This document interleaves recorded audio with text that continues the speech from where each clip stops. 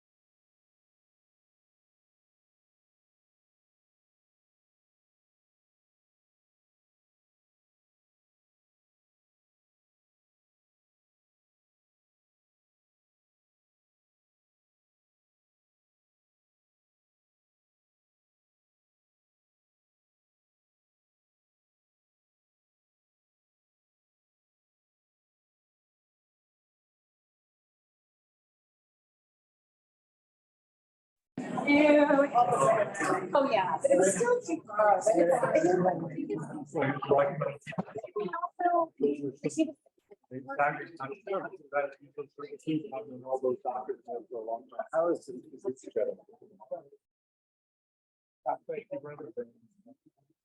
high school to me more. That was a really sure either.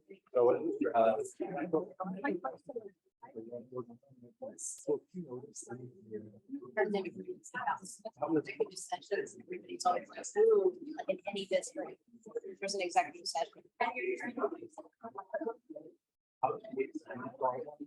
Probably still is executive part doesn't want to be.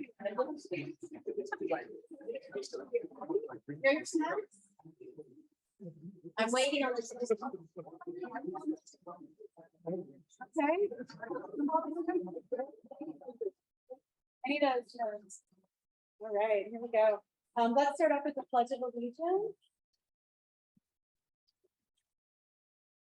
I pledge allegiance to the flag of the United States of America and to the republic for which it stands, one nation, God, indivisible, with liberty and justice for all.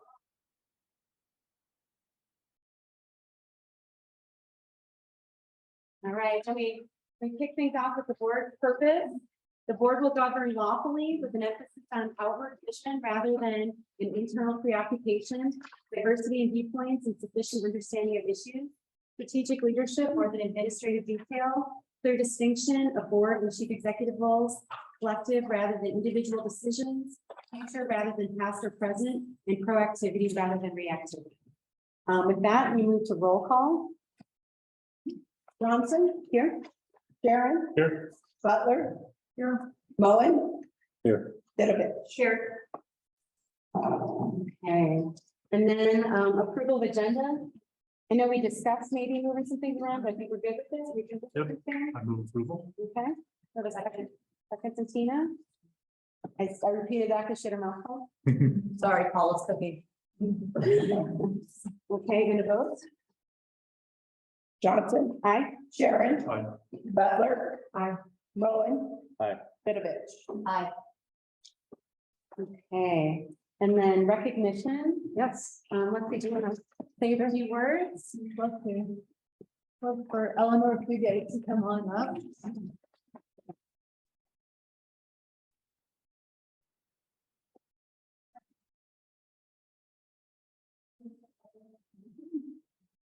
What's all the word? We're gonna be as awkward as we possibly can. Eleanor is a senior at Manitou Springs High School. I've had the great honor to get to know her. She's also on the Superintendent Student Advisory Council. But we're here to recognize her as an amazing student with exceptional integrity and character that any of us would be so proud to know hire, work alongside. But she's being recognized as a national merit semifinalist.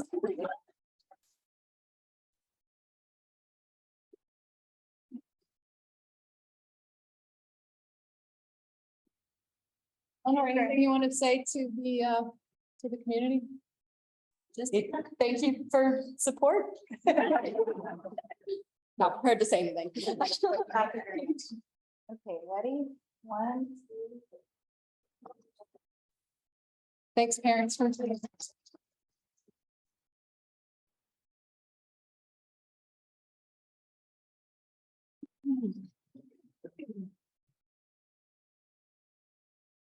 Okay, oh, membership in the DAC. So I don't know, I'm assuming you weren't planning on sort of reading, but do you want to kind of talk about the DAC and? We just wanted to acknowledge the District Accountability Committee is a committee of several members of our community, both students, staff, parents, stakeholders. Natalie has been serving on, as long as you've been on the board, I believe. Before that. Okay, great. I'm along.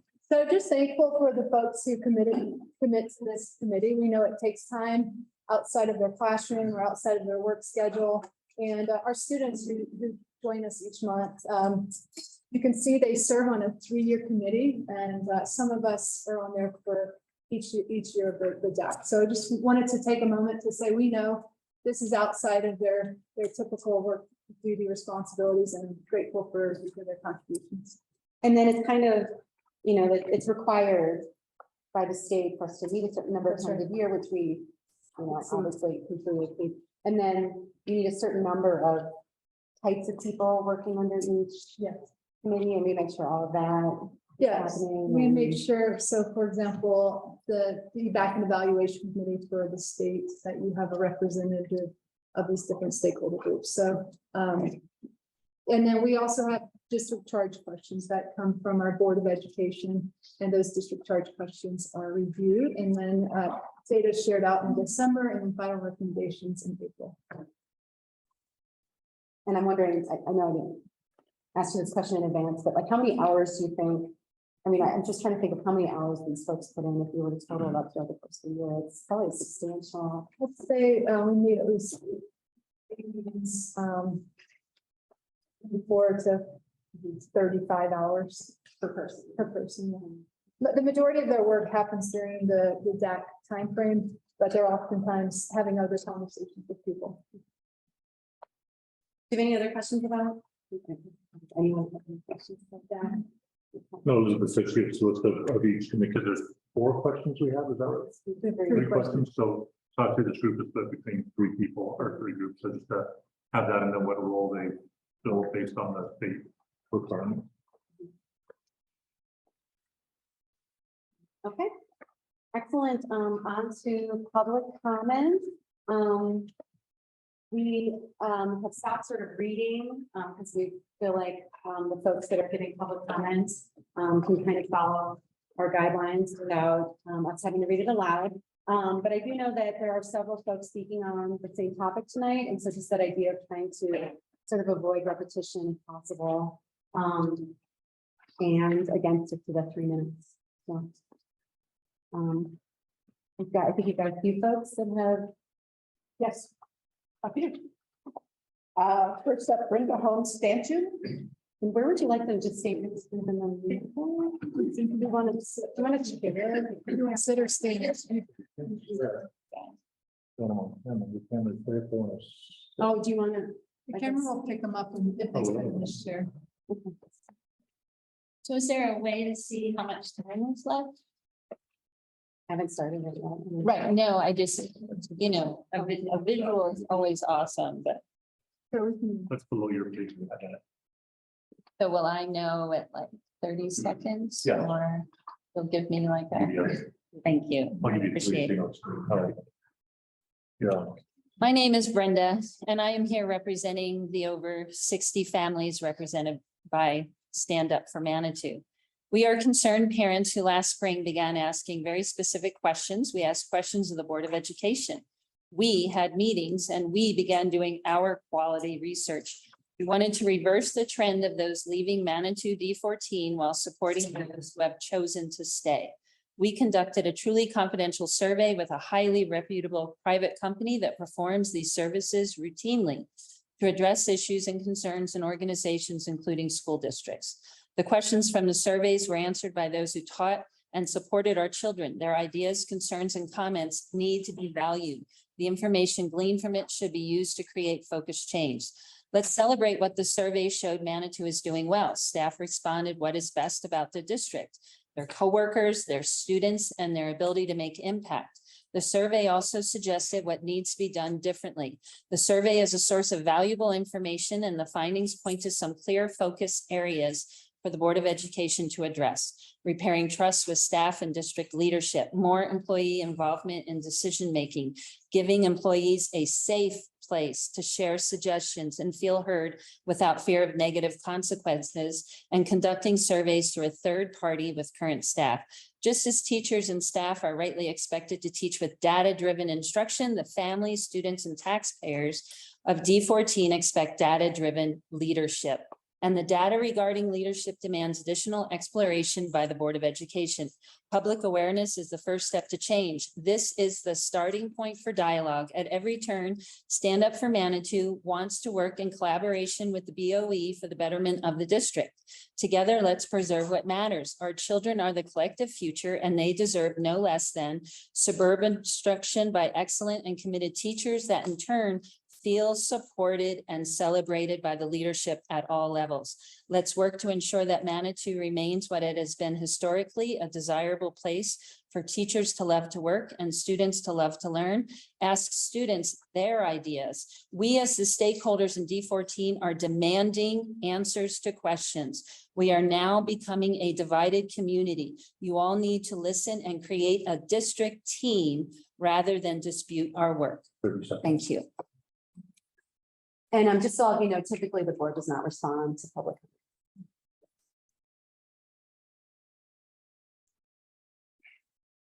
Hi, Chris Shellhammer.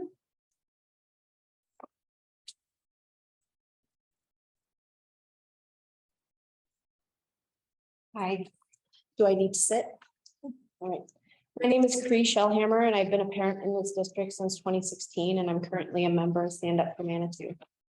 As a group, our motivation was the recent loss of many staff we have all come to know and love. However, we didn't want to base our judgments and actions on rumors and hearsay. In the state of Colorado, we have something called the Colorado Open Records Act, otherwise known as CORA. CORA provides for access to non-exempt public records of every school district as well as other public entities. It is declared to be the public policy of this state that all public records shall be open for inspection by any person at reasonable time. Stand Up for Manitou believe that the drastic increase in attrition rates of D14 staff over the last several years indicated that it was a reasonable time to gather data to help us to confirm or deny that a change was happening in our district and how big that change was. To accomplish this, I personally requested the attrition rates for fiscal years of 2019, 2020, 2021, and 2022 from all the districts in our area. Upon receipt of the information from most of the area's districts, we were able to see that not only were Manitou's attrition rates historically lower than other districts, but they were way lower, logging in at 8% in 2019 compared to the next lowest rate of 11.5% in D49 and the highest attrition rate of 26.4% in District 11. However, the fiscal year of 2021 showed a huge jump from an 8.7 attrition rate to a whopping 24.3% attrition rate in the 2022 fiscal year. That is an increase of 15.5% in 1 year. In short, our district went from attrition rates in 2019 and 2020 being well below the area average of about 17% to having the highest attrition rates in 2021 and 2022, higher even than the average turnover rates for those years for our area. Other data that we were able to piece together from the responses to our CORA requests included seeing that the average turnover rate in the region remained basically the same over these 4 years. They did not, as some would think, increase dramatically as a result of the pandemic. Many districts in our area have attrition rates that have remained constant throughout these 4 years, and some that have indeed gone down. The takeaway that we can no longer say that our district is in line with the other districts in the area when it comes to losing our beloved staff members. 30 seconds. So what are we going to do with this knowledge? The success of our children relies on the quality of our staff. It is on the board to ensure that the teachers are provided with the tools and emotional support they need to ensure long-term success. I would love for the members of the board to affirmatively identify the causes of this district failure and come up with solutions to remedy the issues that currently plague our district. Thank you.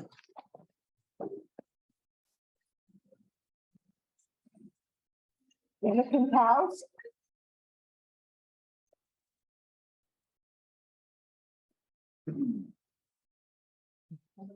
My name is Anakin Taves, and I'm a parent of kids who attend D14. Stand Up for Manitou was inspired by teachers and staff who reached out to parents concerned about the future of this district. The board has received former employee exit survey findings. These findings are consistent with what we hear from current teachers, many of whom have contacted Stand Up for Manitou. Today, I will share a sampling of anonymous feedback Stand Up for Manitou has received from current teachers. Sadly, they asked to be anonymous out of fear of retaliation. Since April, Stand Up for Manitou has asked this board and district leadership to conduct a confidential survey of current staff. Since that has not happened, we are going to give current teachers a voice today. These are the quotes. Manitou kids deserve a fully staffed, fully funded, full research-based curriculum, whole child experience. Whole child experience does not include reducing them to numbers on benchmark testing that can be neatly put in a spreadsheet. It's about inclusivity, relationships, and rigor, all balanced, supported, and achievable. Decisions that affect teachers directly are made seemingly without teacher input. From simple day-to-day decisions like teacher and student parking spaces to the calendar and teacher salaries. The number of admin positions at the district level is top-heavy. There are several people in those positions who are underqualified and who do not understand their own policies. We are not trusted as professionals. District administrators are unwilling to accept feedback in survey form or otherwise that is not solicited by them. Outside surveys and data are consistently disregarded. They also do not utilize the survey data they solicit with fidelity. Or they put out a survey or ask for feedback in quote unquote listening sessions and from the DAC and then move in another direction. It all seems disingenuous. So they appear to be soliciting feedback from staff, but have already made the decision. It's smoke and mirrors. Thank you for your time and attention to this very important issue. It is you who can turn the tides of our district. It is you who can demonstrate to our beloved teachers and staff that they are heard, that they are respected, and that they matter.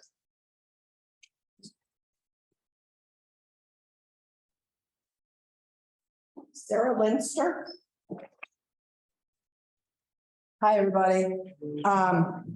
So I know we've been talking a lot about Stand Up for Manitou, and I want to thank you all from the bottom of my heart for listening, because I know what we all want is what's best for our kids, which is what's best for our teachers and the administration.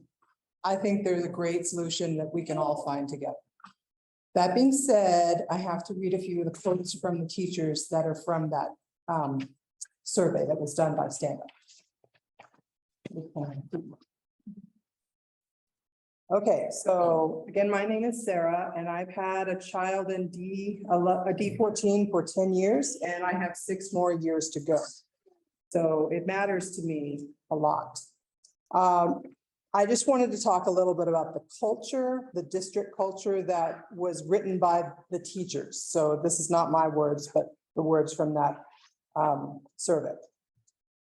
Staff members are not valued as professionals or human beings. For decades, professionals have wanted to work in the district because of the district culture.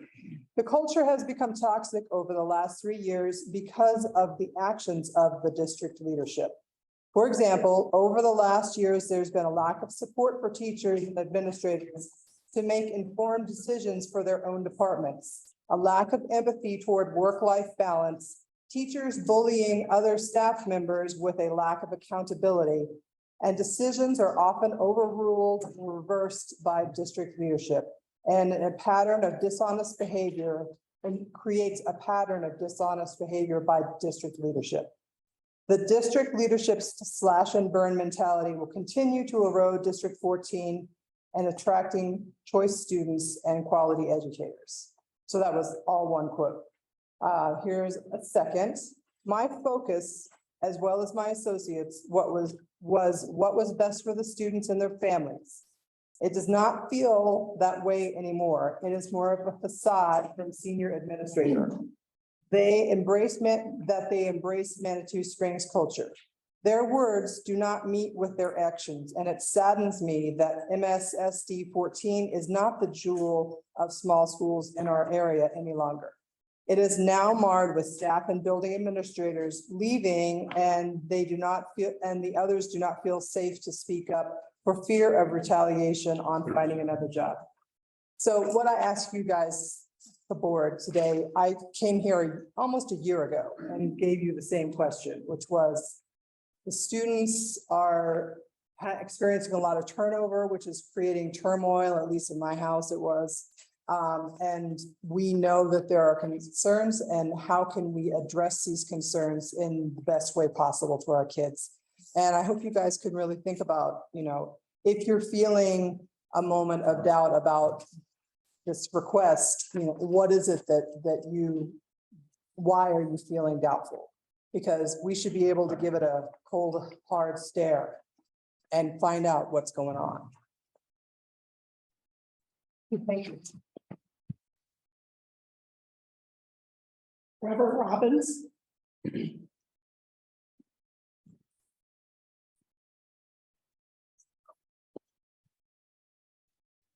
Ready? Sure. The last time that I addressed the board, I was an actual employee of the school. So now I'm addressing it as a parent of a daughter that's here at the high school. And so that switching roles happens to be exactly what we're all talking about tonight. But I'm not doing it anonymously. So I'm here to talk about a little bit of my experience as to what happened, why I'm not an educator anymore. But I wanted to mention a couple people that are still educators that are no longer here. When I got hired here, it was before Dr. Domingue came in. And at that time, we'd hired a principal, Marcus Motor Chandler, young guy, never been a principal before. Wanted to be a principal, came in, worked a whole year as me personally, and then everybody, one of my colleagues, when I talked to, worked his butt off to develop relationships as a principal who was going to be long-term. And then in the summer, just gone. Really, when I was surprised, didn't know why, really shocked, that happened. And then we hired Jesse Hull, who was here as assistant principal for many years and a member of community for many, many years. And then wanted to be a principal. And then he mentioned that he really respected Marcus Motor Chandler very much when he left. And I agreed, I did respect him. And then Jesse's gone, 1 year, both of them, 1 year principal gone. And then Alice Stonebeck, who had been here for many years and had built relationships with many parents, students, developed an incredible program, world language program, in the Stuco. And the thing they all have in common is that they're all still in education, but not here. They're not working with our kids. And that really, those people are just a small sampling. I'm not in education anymore because I know if you speak out, what's going to happen? It's going to be hard to get another job somewhere. This is going to be difficult. I decided to go a different direction. I'd been doing it almost 20 years. I wanted to finish out a little bit here in Manitou. I thought maybe 20 more years, but things changed. And so one of the former employees had mentioned in the Pikes Peak Bulletin that, what they had heard was that it was a family, they believed it was a family. And then all of a sudden we changed. And I know why we changed. We quit listening. We quit listening. And that was really hard for me because I'm a person who's directly talked when I have a problem with something to the person if I have a problem with, before I ever get to this public forum where all of us now have to show up and ask and beg for you guys to help solve the problem. That's fine. Thank you. Kimberly Spraggins.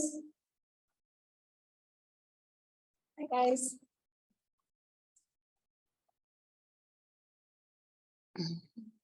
Hello, I'm Kimberly and I have several kids that have graduated and one now currently in D14. Formal Manitou Springs District 14's opinions matter. Not only are we grateful for their past service to our district, their love, their guidance, instruction of our kids, but they have provided insight into our district's unpredicted turnover. Percentage, sorry. We've gone from the lowest number of turnover rates in El Paso County to the highest over the last 3 years. There was an overwhelming theme in our former employee exit survey. Here's what the teachers and staff had to say. I do have some quotes. I left the district because of district leadership, plain and simple. Wonderful kids, great school, staff, colleagues, great building leaders. Unfortunately, most of those same people I just mentioned are now gone as well. My best hope is the current Board of Education will take action based on feedback from the community, staff, and students to address the high turnover numbers of teachers, shrinking enrollment, toxic work environment, and loss of D14's identity. In a district that has historically celebrated and elevated its staff members, current treatment of employees by district leadership is unacceptable. The district needs to trust teachers as educated professionals. Stop micromanagement and truly listen to staff members' ideas and needs. Surveys, feedback, and meetings that are never truly responded to or listened to feel demoralizing. Felt like checking off boxes that admin asked for feedback. I would like to thank New Measures and the parents that organized to have independent evaluation. I am hoping staff and building admin respond, for I feel there is a wealth of information that is not fully realized. I hope once the school board reviews these surveys, they have a better understanding of the needs of parents and staff to return MSDD 14 to a higher standing. I want to thank you all for my time. I feel like I've spoken a few times. It just saddens me. Some of the teachers that are gone are just, it's truly, truly unfortunate. Now we know why.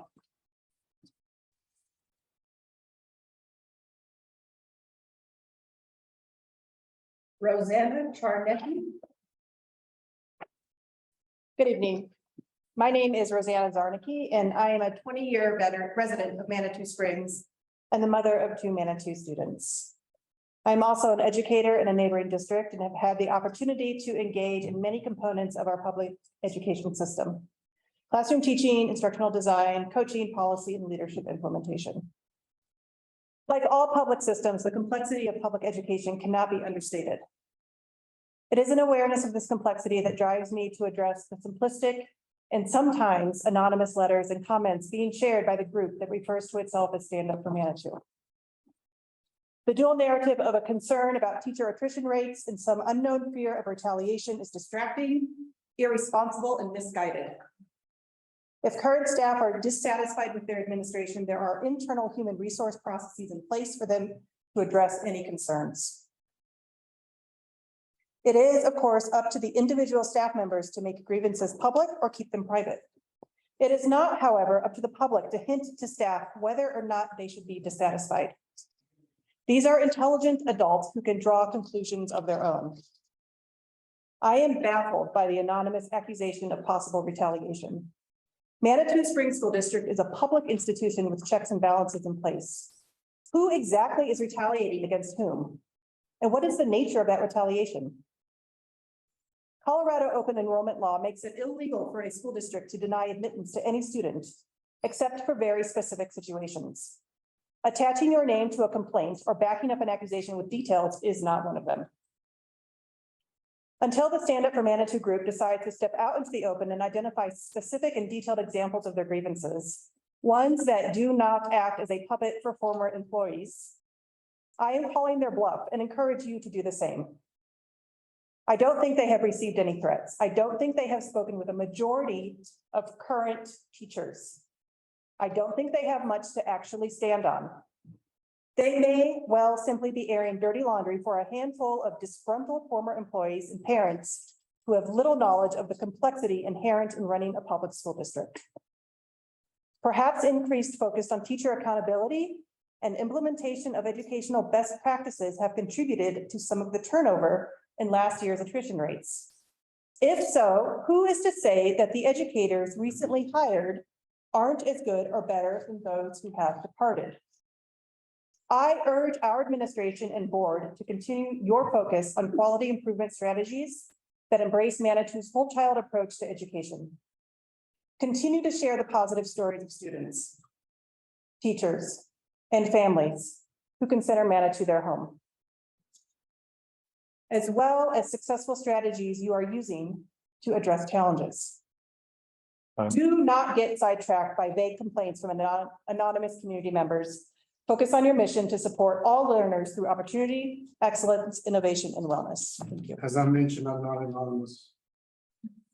Trevor Robbins, I'll speak to you anytime. Sarah Wagle.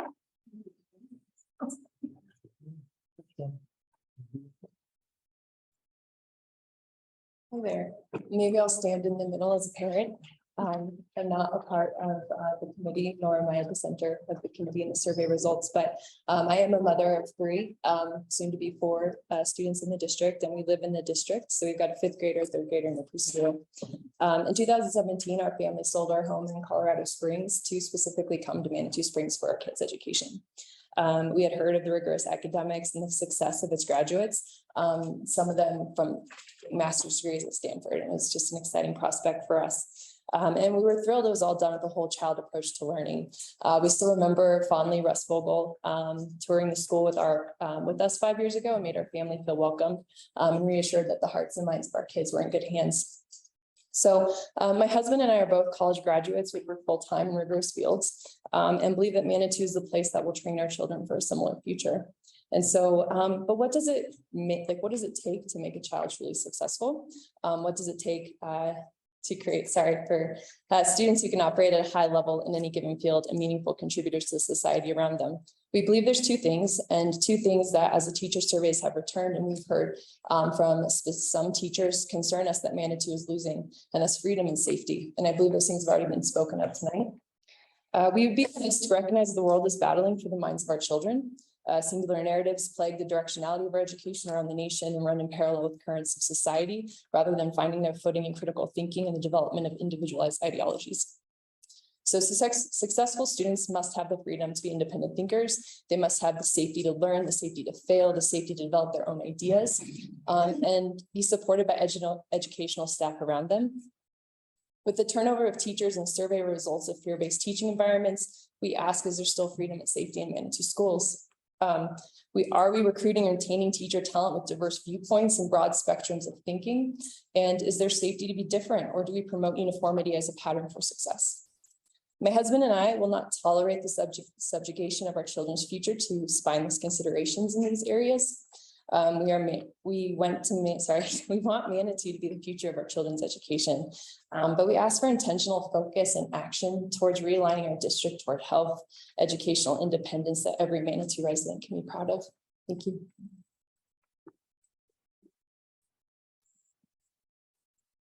Mary Tatum.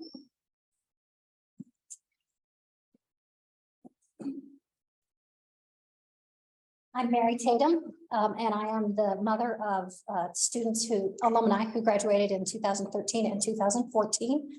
Those dates are meaningful to me because, as we all know, there have been trials of sexual predators, which indicate that there was at least one student being raped in the building while my daughters were here.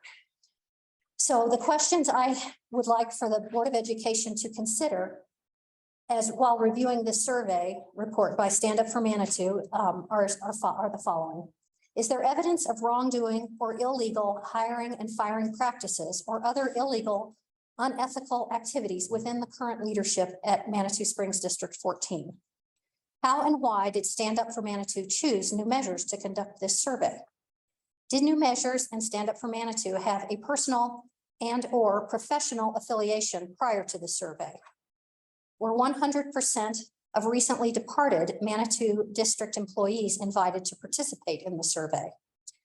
Is the Board of Education aware that there appears to be a friendship or some prior relationship between the president of New Measures with the wife of a former member of the administration? Is that relationship being taken into consideration when reviewing the results of the survey? Why were teachers and staff who have chosen to stay in Manitou not included in an independent anonymous survey about district culture? Is there evidence of retaliation that continues to be mentioned that we keep hearing about? Is there actual evidence of retaliation when someone says that they are afraid to speak out and put their name to it? And finally, how are the schools and students performing today? Better, worse, or the same as to how they performed under the former leadership? Thank you.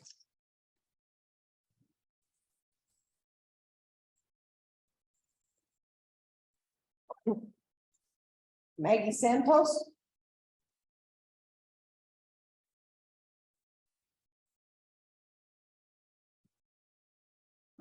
Hi, I'm Maggie Santos. I have notes here because it was kind of a spontaneous decision to talk today. But I wanted you to know that I've been here in Manitou. My kids graduated from here, and one of my children came back to teach here. I want to say that I don't believe that the negative voices that I keep hearing in the media represent the entire community. In my neighborhood, I don't know any of the people. They are very content with what's going on right now, and it's been a very long COVID years, and it was traumatic for everybody. And I think that's here nationally, globally, and we know that many people have retired, they've moved on, and they've just changed jobs. And I don't know why everybody left, but many of the people that I knew who left were retired, had as many years as I did, and I retired the same thing after COVID. I was tired, I retired, I left. One of the things is, when I retired, I used to be a teacher before I had my last career. So I came back to support the district by being a substitute, because I know everywhere there's shortage of substitutes. What I find are the teachers are fantastic. The principals, Maria, Dustin, Jesse, and Anna are fantastic, wonderful people. They'll listen. If people aren't talking, they can't hear them. One of the things that I found is the administrators, staff, and teachers, they care about these students. The one thing that I found fantastic is I'm in the school and I hear the kids laughing with their teachers. They're in there communicating in the hall. The teachers are reaching out, speaking to them. Unfortunately, there's a lot of adults that can't get over COVID, and they're making it very traumatic for these students. And the students want to move on. They want to be students. They want to go to games. They want to do all these fun things. They don't want to talk about 2019, 2020. They want to talk about 22, 23, and the future. And I think that's what we all need to focus on. I ask that the board and the community let the administrators do their job, let the teachers teach, and let the students learn. One of the things that I did notice is there are some angry voices at the schools, but they're very few, but they're very loud, and they just overwhelm those people who are happy, content to be back, glad to have their students, and they just want to teach. So I'm not part of any group. I'm just Maggie from the Hill.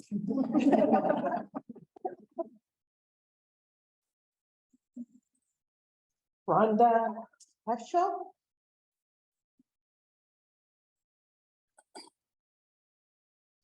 Hello, my name is Rhonda Heschel, and I'm here with Neighbors for Education, supporting Stand Up for Manitou. I'd like to share anonymous comments from a current teacher regarding their concern. There's a significant disconnect between the district administration and school staff. The needs of the teachers, and therefore the needs of the students, are not appropriately understood. Teachers need more work days in order to plan, prepare, invent, and create so that we can reach our highest potential. We require more support staff, such as a math interventionist, to ensure that our instruction is accessible to all students, and such as an additional counselor to ensure that we are living up to our claims of honoring the whole child. We need an alternative to Late Start Wednesdays that does not cancel intervention services for our struggling learners and does not disrupt the stability of our daily routines, upon which our most vulnerable kids rely. We need relief from lunch duty, midday meetings, crosswalk duty, and the multitude of additional responsibilities that we take on daily, which further reduce our ability to focus on the growth of our kids. We overextend ourselves every day, often covering each other's assignments while there are not enough substitute teachers. And while we do so, new hires, such as a public relations media specialist, occur at the district level. We teachers need substance and results prioritized over image and optics. Our school must be valued by administration beyond just a public relations front and viewed more than simply a provider of pictures and stories as to advertise our image to the community. The question, what is best for kids, needs to drive the district level decision-making process as it once did. Teachers know what is best for our kids, which is why our voices should be heard. However, we feel that our input and perspective is not valued. The district administration relies on an occasional survey or listening session to the staff, but these rarely, if ever, lead to any discernible positive change. We teachers will always put the kids first. We'll always go to great lengths to provide kids what they need and what they deserve. But we need to feel supported, respected, valued, and heard in order to have sustainability and longevity within a very difficult profession. I am asking the Board of Education to listen to the current teachers. Thank you. And as Rhonda, I will say it's very easy to say that people aren't getting bullied or, receiving retribution for things that they say in a public forum.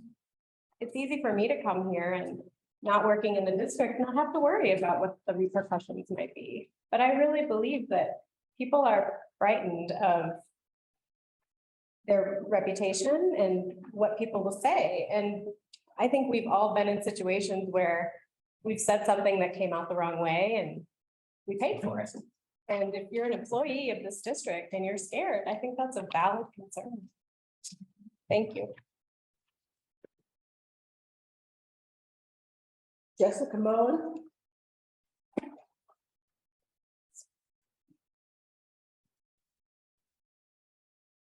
Hello, I'm Jessica Moen, or Doc, as many of my students call me, and I want to share that when I read the results of the survey from the parent group Stand Up for Manitou, I felt less alone. While a recent article quoted a current staff member as not trusting the survey because it did not align with their perceptions and experiences, many comments aligned with the experience I have had while working in this district. Reach out if you'd like details. Personally, I have felt targeted for speaking up about issues in staff morale, treatment, policy adherence, and equity.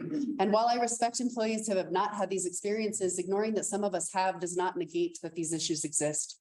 In speaking today, I want to highlight the reality that different employees have different experiences within this district, and finding the truth to inform progress and support cultural change means looking at the experiences of all. I would like to encourage all stakeholders to engage in critical and logical inquiry into the claims made and work toward a culture that honestly and not just rhetorically supports inquiry, reciprocal feedback, and discourse. If critical feedback creates a defensive response rather than a curious one, the defensiveness is a symptom of a dysregulated system. And a dysregulated system is incapable of critical discourse and inquiry. However, in a regulated system, feedback is welcome, regardless of the source, and then discourse is used in service of critical improvements for all stakeholders. Additionally, I have some concerns, questions, comments, feedbacks that staff members have requested that I share anonymously because they are fearful of retaliation. Some have already been stated. I'll try to redact. How is the district leadership actually supporting the mental health of staff well-being rather than just mentioning self-care? If certified staff members are salaried employees, then why are they questioned about when they arrive at school or when they leave? Why are staff in some buildings being asked to limit copies and not in others? Why are staff expected to implement feedback, but administrative staff can ignore it? We need to value and fairly compensate the staff and programming we already have in place before adding positions that take funds out of the classroom. Stipends should not be reduced unless workload is also reduced. Why do we have such stringent limits on educational experiences such as field trips? Why are staff expected to fundraise for educational opportunities and resources? Why is it acceptable for students and student-facing staff to work in conditions that are uncomfortable, but not acceptable for administrative staff to work in conditions that are uncomfortable, like the temperatures in classrooms? What is the status of the ESSER2 funds that were supposed to be used for staff wellness? Why are staff development meetings and engagements never differentiated to address the diverse needs of individual staff members? When will the staff lounge be created at the high school? What is being done to increase the number of available substitute teachers for the district so staff are not being asked to cover their classes every day? Why are staff members told and they are expected to respond to emails and phone calls within 24 hours, but administrators do not adhere to this expectation? Thank you for your time. I do believe in our district. That's why I'm still here.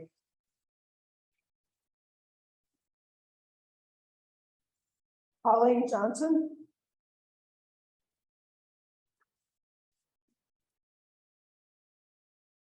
Hi, my name is Colleen Johnson. I spoke before this body in June, and I sit here again to speak before you, and I beg that you listen. I have lived in Manitou Springs for almost 26 years.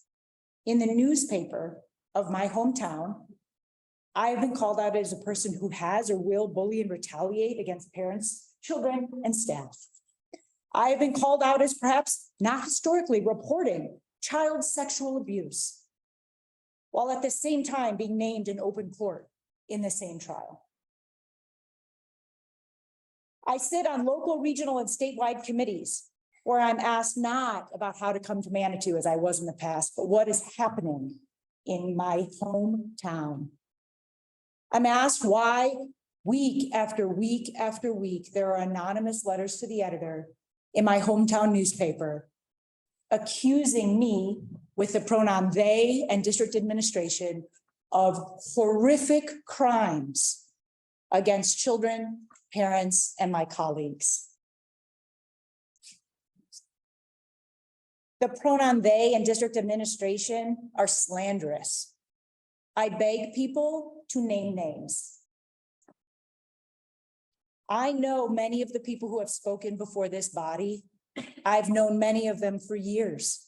I know who they are. I know they're kind, thoughtful, smart people, but I beg them, come, talk to me. I'm happy to sit with you at any time. Come, sit with our leadership team, sit with district administration, talk to us. I know that not everybody will, and that's okay, but there's a lot of people in this crowd that I know and I've known for a long time. I know who they are, I know who their children are, and I beg that they come. I am not going to make everyone happy in a conversation. I may not agree, but I guarantee you that I will sit and talk with you. But as a family, which I deeply believe this community to be, we have to come to the Thanksgiving table and we have to have some really hard conversations. Because I will tell you, you will lose more good people if that's what you as a Board of Education are afraid of. If my children have to hear about they and district administration one more time in the classroom or one more time in the halls of Manitou Springs High School, because that is their mother. And they're also tired week after week after week of hearing it in their local newspaper without a name attached that I, as a they, could reach out to. That is not trauma informed. That is trauma causing day after day after day.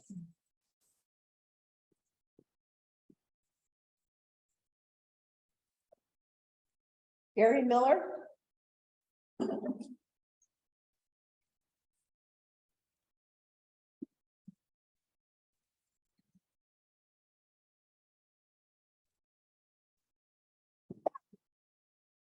I wrote down some things like many of you did, but I think I'll just talk as fast as I can because I used to be a superintendent. For 23 years, I was the superintendent of Manitou Springs School District 14. not the longest serving superintendent, but the second longest. When this building was built in 1975, I approved the plans. We passed the bond issue. We built the building. So I don't come to speak to you folks as kind of a wet behind the ears newbie. I'm 78 years old. I've spent 50 years of my life directly involved with this school district. I think I understand a little bit about the culture that some of the people think is gone. I need to say that the current administration, both at the school level and at the district level, has listened to me and honored my thoughts more than the last 5 superintendents put together. I appreciate that. I'm just an old man who admittedly lives mostly in the past, but I still have an ear to what's going on in this community where I was born 78 years. I'm a 12th grade graduate of Manitou. I came right back here to work, spent 31 years, mostly as an administrator. I got a good feeling for what the culture has been like for the last 50 years. I still feel that it's there. I've talked to a few teachers, not enough, but I don't hear what the Stand Up for Manitou people are putting out. I've read the bulletin. I even brought the bulletin. This represents the last 18 months of Stand Up for Manitou. I read the first couple things and then I went to the end and I started reading. You folks been saying the same garbage for 18 months. I don't think it's substantiated, particularly. 30 seconds. We talk about an independent survey, folks, paid for by Stand Up for Manitou. That's independent. Okay. I do want to say very quickly that I believe the last 3 years have unquestionably been the most difficult for all of us, and we will ever experience. Building and district leadership has had to make more decisions in the last 3 years than I've made in 23 years. Have they been good decisions? Some of them, yeah, some of them, no. Just ask anybody. 50% of you will say it was great. The other 50% say it was terrible.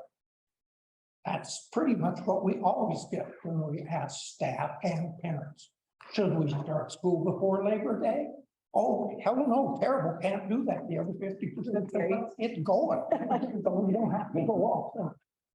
Yeah, I know my 3 minutes are up. I just want to say, I think the game, and to me the game is everybody who works for the district is doing you folks one hell of a job. And me too. I got 2 elementary kids here right now, my grandchildren. So I'm still in it as well as you were.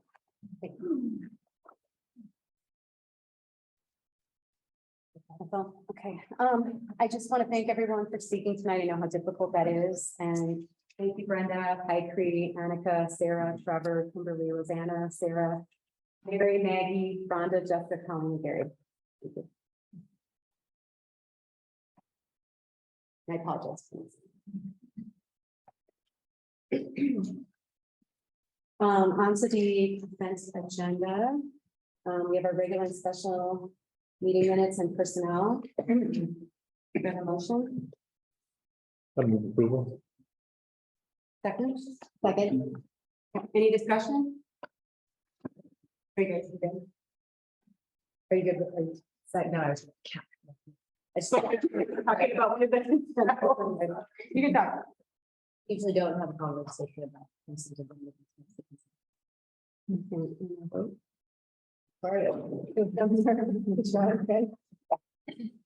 Johnson. Aye. Karen. Aye. Butler. Aye. Bowen. Aye. Bitter. Aye. Yeah, like me.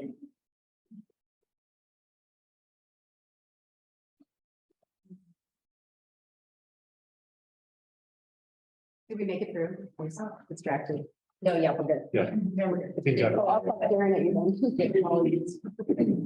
Superintendent report. At this time, Stuart Cross, our manager of buildings and grounds, will share the annual report. Thanks, Stuart. Thank you.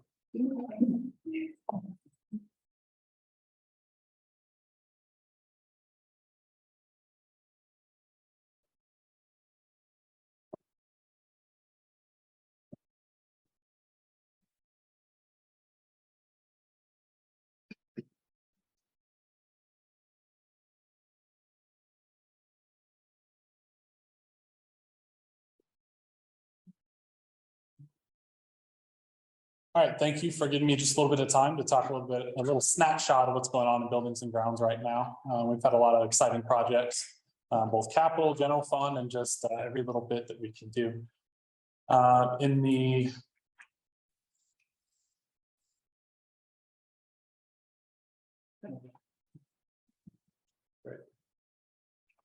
so for capital projects, K through 6, we've been working on a lot of plumbing repairs and maintenance. This continues to be a bit of a challenge as our buildings just age. And we try to do the best we can with the budget we have, but it's just a continual problem and it's just getting worse and worse. But again, we're doing the best we can. We're working through classroom and hallway painting and carpets, not that you pass classroom hallway painting in particular. Just trying to move through those areas in a systematic way in the areas that need it most.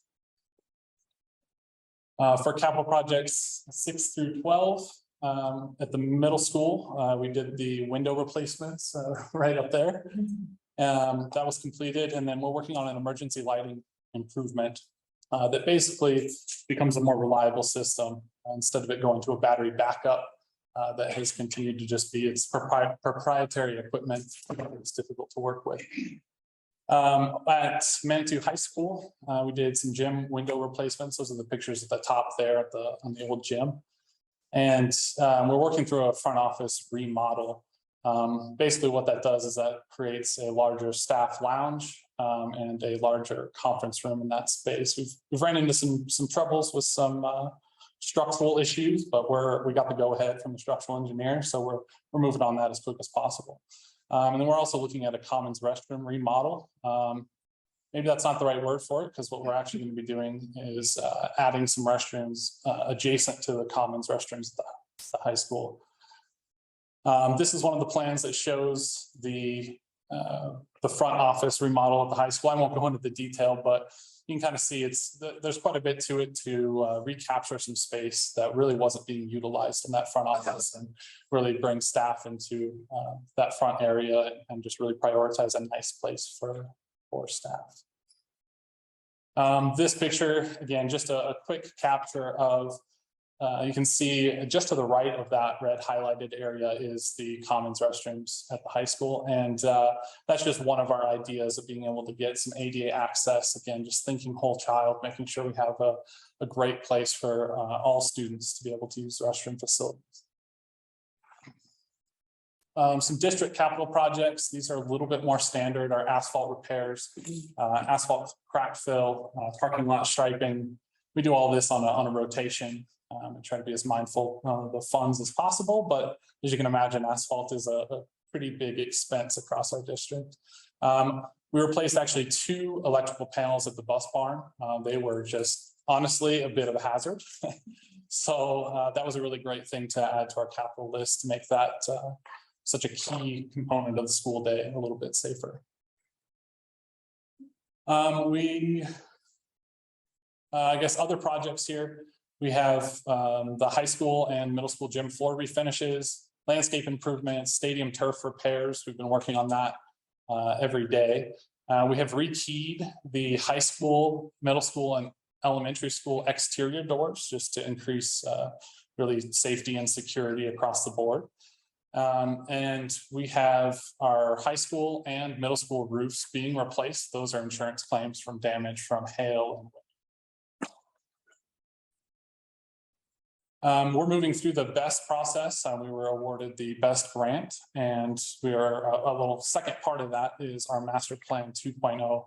After the previous bond didn't go through, we're recalculating and working with DAC and getting as much information as possible to really change our plans, make sure it's something that fits with the feedback we've received. So we've hired an owner's rep, that's Wimber, an architect firm, RTA, and then our general contractor, GH Phipps, and that's to work through this best work. You can see at the bottom there. So MSES and UPES roofs, we're currently doing some core sampling and working through that. MSES mechanical upgrades, that's on that area that is getting the roof work done. And then MSES and UPES secure vestibules. Again, that'll be a really exciting part of this, increasing safety and security in our buildings. And a part of that for UPES is a front office remodel. And a lot of this we're in the design phase right now, but there's some really exciting work being done to make really those buildings safer and last a little longer. There's some big ticket items up there, so that's some exciting work. We have our department action plan. These are just our main key leverage points that I'm working through. Number one is develop a robust training and professional development program. A lot of that includes safety and just skill-based training. For leverage point 2, develop standardized documentation for each of our roles and facilities we maintain. That's always a living document, just to continue to make sure that we set it up better for the people that come after us and make sure we have just solid documentation, maps, all those things of our facilities we can maintain to our best of our ability. And then utilize the facilities guidelines document in all of our roles to support success and positive communication. This is just a document that talks about fire code, our work order process, and just some little things in the classroom just to make our classrooms a little bit easier to maintain, a little bit cleaner, those kinds of things. It's definitely a start of a process to work really with teachers and try to see what works for them so we can have a nice partnership in that realm. And then the last one is improve the quality of feedback for growth and development. This is one that is very much on our eyes and something that I know the leadership group is working very closely on. And it's some really exciting work to make sure everyone is being heard and they're getting the feedback and we are receiving the feedback that to really have a solid step moving forward. This is very similar to the action plan, but something I always have, and again, another living document, but focusing on retaining and recruiting high quality staff. I'm very lucky to have a really, really great team that cares a lot about the district. We do have 2 positions open right now. So if you know of anybody, it's a great place to work, a day position and an evening position. So excited to get a couple of people hired on for that. We're going to continue to develop and implement meaningful trainings and growth skills to improve safety. Safety is a big one on my mind right now to just make sure we're doing everything we can to keep our staff as safe as possible. And then just developing quality documentation of processes and procedures for each role, similar to before. And then just continue to focus on a positive culture. That is huge right now. Again, it has been a rough few years and COVID, and I think our staff deserves a really great culture. So focusing on that while maintaining high expectations, it's a balance that takes a lot of thought. And then just continuing to define where we want to be and how we get there, and just making sure we track that and don't get stagnant. That's where we're at. Thank you. Yeah. Can I just expand a bit on the silk air conditioning for the second and third quarter? Absolutely. So unfortunately, our boards that control our air conditioning system, the electronic boards, they are failing. And so what we're doing right now is we're moving through a process for some proposals to evaluate that entire system to make sure that what we do next is the right step. We're really looking to replace those boards and get that back up and running as soon as possible. So it's been an unfortunate thing, and I think we continue to see this even in our new building like the Silk. You think it's 20 years old, shouldn't be a problem, but how many of us have a 20-year-old computer that is maybe struggling or slow at home? And sometimes these things happen. So we're just trying to make sure we're mindful of the tax dollars while making sure that we're trying to make the space as comfortable as we can for staff and students. It's a bit of a challenge, but we're moving through it really as quickly as possible to do that, and also looking at other ways we can make the other buildings safe and comfortable as well. It's tough at the beginning and the end of the year. Any other questions or? That evaluation, as you're mentioning, the silver conditioning, that evaluation district wide for. This initial one is very specifically about the silk building and just getting that up and running. Since it just went down, and that building is unique in the way that it's not as insulated as our other buildings, like interior classrooms at the high school. You know, those are a little more insulated from the elements versus the silk building. That heat is just hitting you from both sides. That being said, I know GH Phipps, the general contractor, was on the roof of the elementary school today looking at our rooftop units to really evaluate what we can do to possibly add air conditioning here in the future. So it's a constant work, and I know it's a big priority from the feedback we received. Yeah, and that 2.0 version, that master facility plan would include what expanded air conditioning in at least Mantua Elementary School, Mantua Middle School, Mantua High School would look like. You pass. Right now, their air conditioning needs are just a little different, but as we put that new roof on this summer, looking at mechanical on the top of the roof there as well. Anything else? Thanks, Stuart. Thank you, guys. Thank you for the time.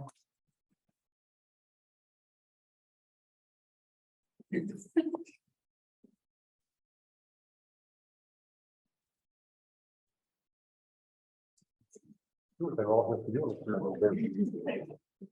I want to hear more about staff school.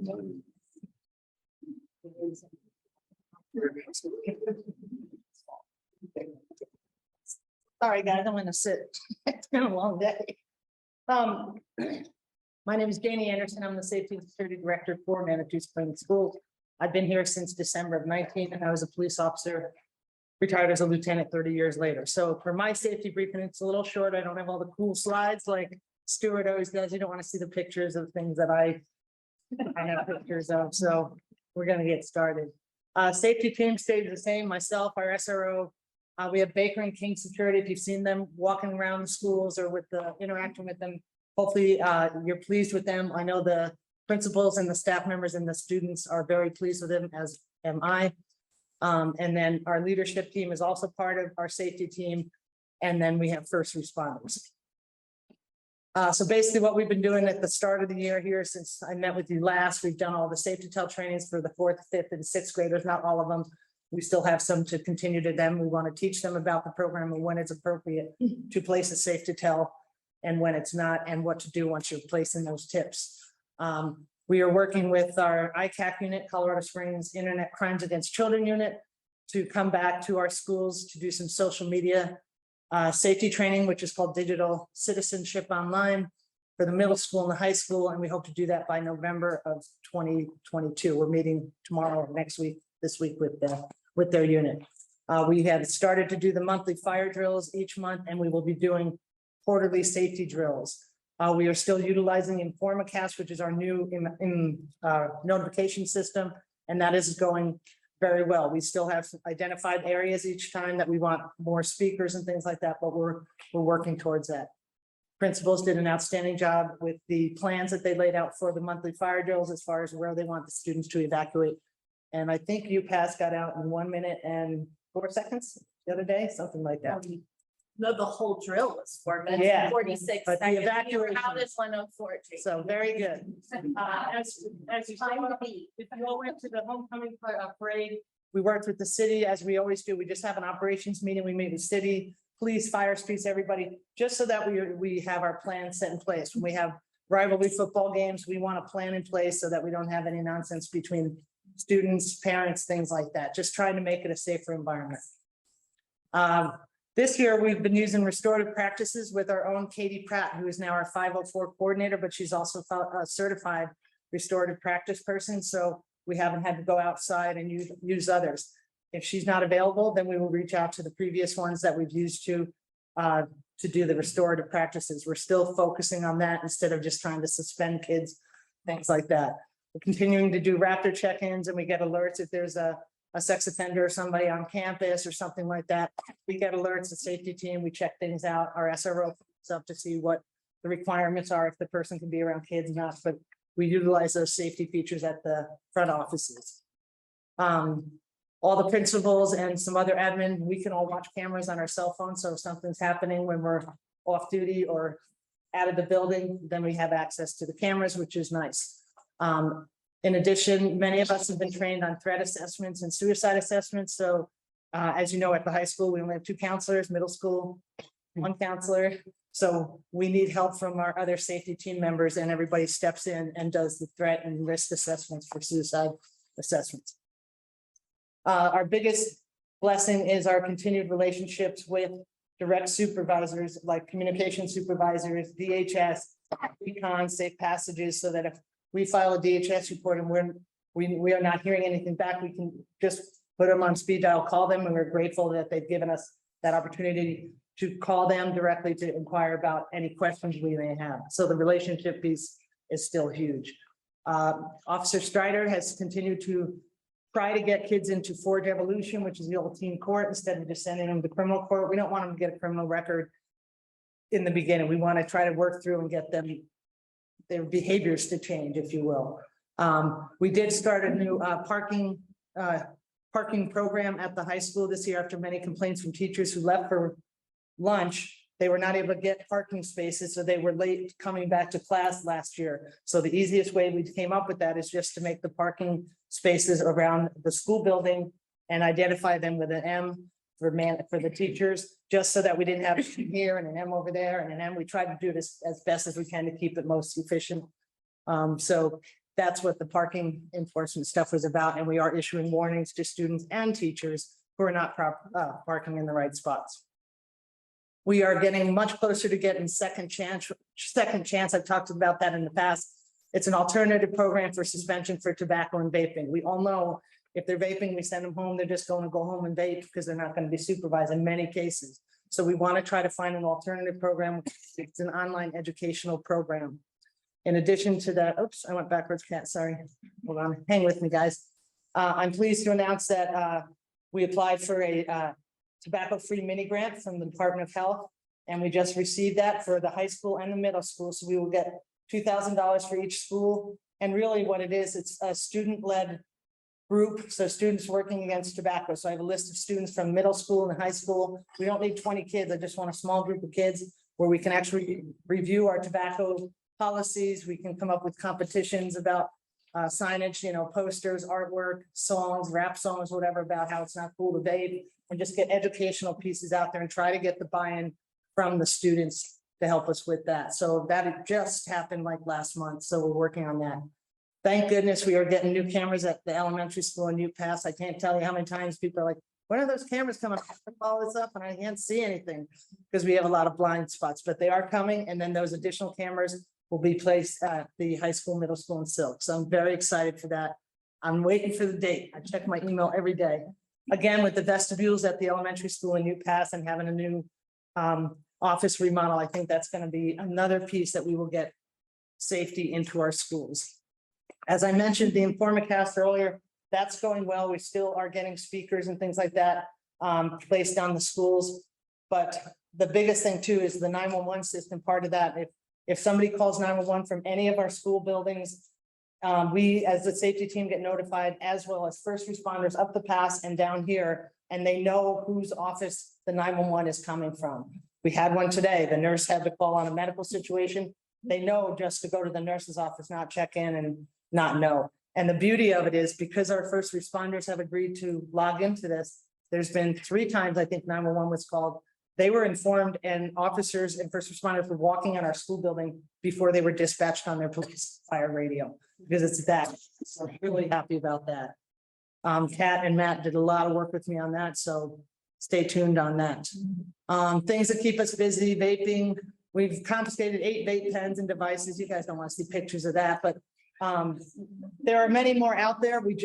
Those are the only ones that we've been able to confiscate, because as you know, they're the size of a thumb drive. They're very difficult to find. We did recover, unfortunately, 3 knives on our high school campus this year. That makes me a little upset, but we're dealing with those consequences as we see fit. The hugest thing with Stewart's crew and myself is vandalism and graffiti in the bathrooms at all the schools except for Pass so far.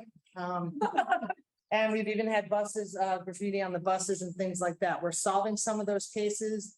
We've had damage to the high school bathroom recently, which is up to the felony level. I'm waiting for Stuart to get me that. I'm ready to turn that investigation over to Officer Strider. because I've done all the pieces that I can do for that one. And it's just unfortunate. I don't know why the kids think it's funny to damage our bathrooms and our property. In addition, a lot of times myself and Officer Strider will go out and do visits, check the welfares, DHS referrals and things like that, and follow up for our school and work with the admin teams on that. And just getting kids, teachers, parents to please secure the door when you leave the building. As we know, we saw Uvalde, Stewart's crew is always on it. Janie, this door is open. And then I watch footage to see who forgot to lock the door or whatever. So that takes up quite a bit of my time too. I just kind of threw some stats out for you guys, just to compare from, we've had January 2022 to 2020, October 10th is when I did this the other day. We had a total of 82 safe to tell tips. I've talked to other principals and security directors. This is not a lot compared to many schools. Some of you in here have worked at other school districts and you know you've gotten a lot more than that. But basically, sometimes it's like the alcohol, the vaping, suicide, the self-harm ones, those come in sometimes. And if it's after hours, we send law enforcement to go check on those individuals. We have to, because we don't have eyes on those kids. If it's during the school day, we can get eyes on the kids, make sure that the kids are okay. So that just kind of gives you some numbers. That was from January of 2022 to October of 22. And then in January 21 to October 21, we only had 34 tips, but also it was kind of like still COVID-y kind of year, you know? So I think that's why the numbers are a little lower. The numbers next to those are just how many tips for each kind of tip that we got. The vandalism, Manitou High School, 14 incidents.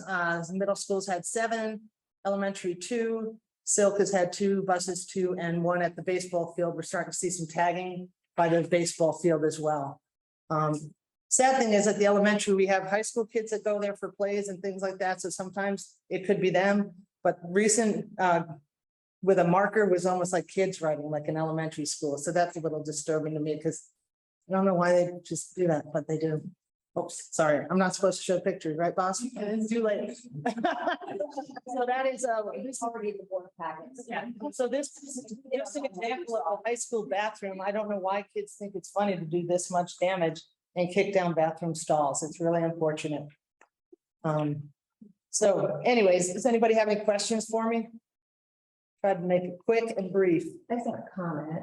Yes, I ma'am. want to say thank you, and I won't go into everything's like vague and anonymous here, but I needed some help from the school district regarding someone I know, and at this moment, there's like all sorts of entities involved. I think we all know that there's no state in the United States that has a mental health system that's optimally organized. But I am so grateful for the school district being the linchpin in this situation. And I don't know what I do. I kind of feel like at this point, you're the only ally that we have. And so I'm just really, really grateful for the way that you are working through this process. I was a partaker in this process.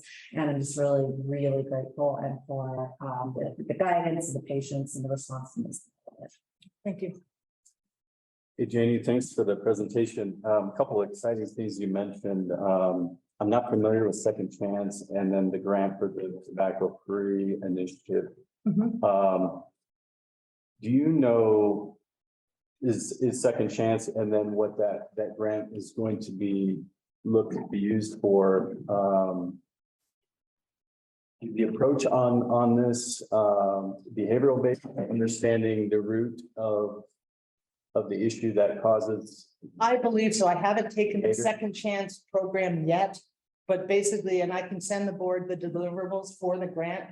And other schools have gotten it in the past and they're back this year, so they can kind of help and guide us through the process.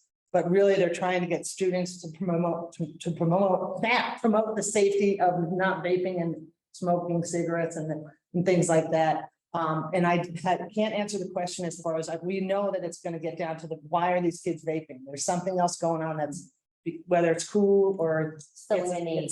filling the need. And we understand that a lot of these kids, they're addicted. That's not, fact of the matter is they're addicted, and then trying to get them the help to not and find other ways to deal with their stresses. Yeah, because addiction is, there's actually a lot of transformation in what we understand with addiction. Addiction is an attempt to solve a problem. So we can actually do that work. This gets really exciting.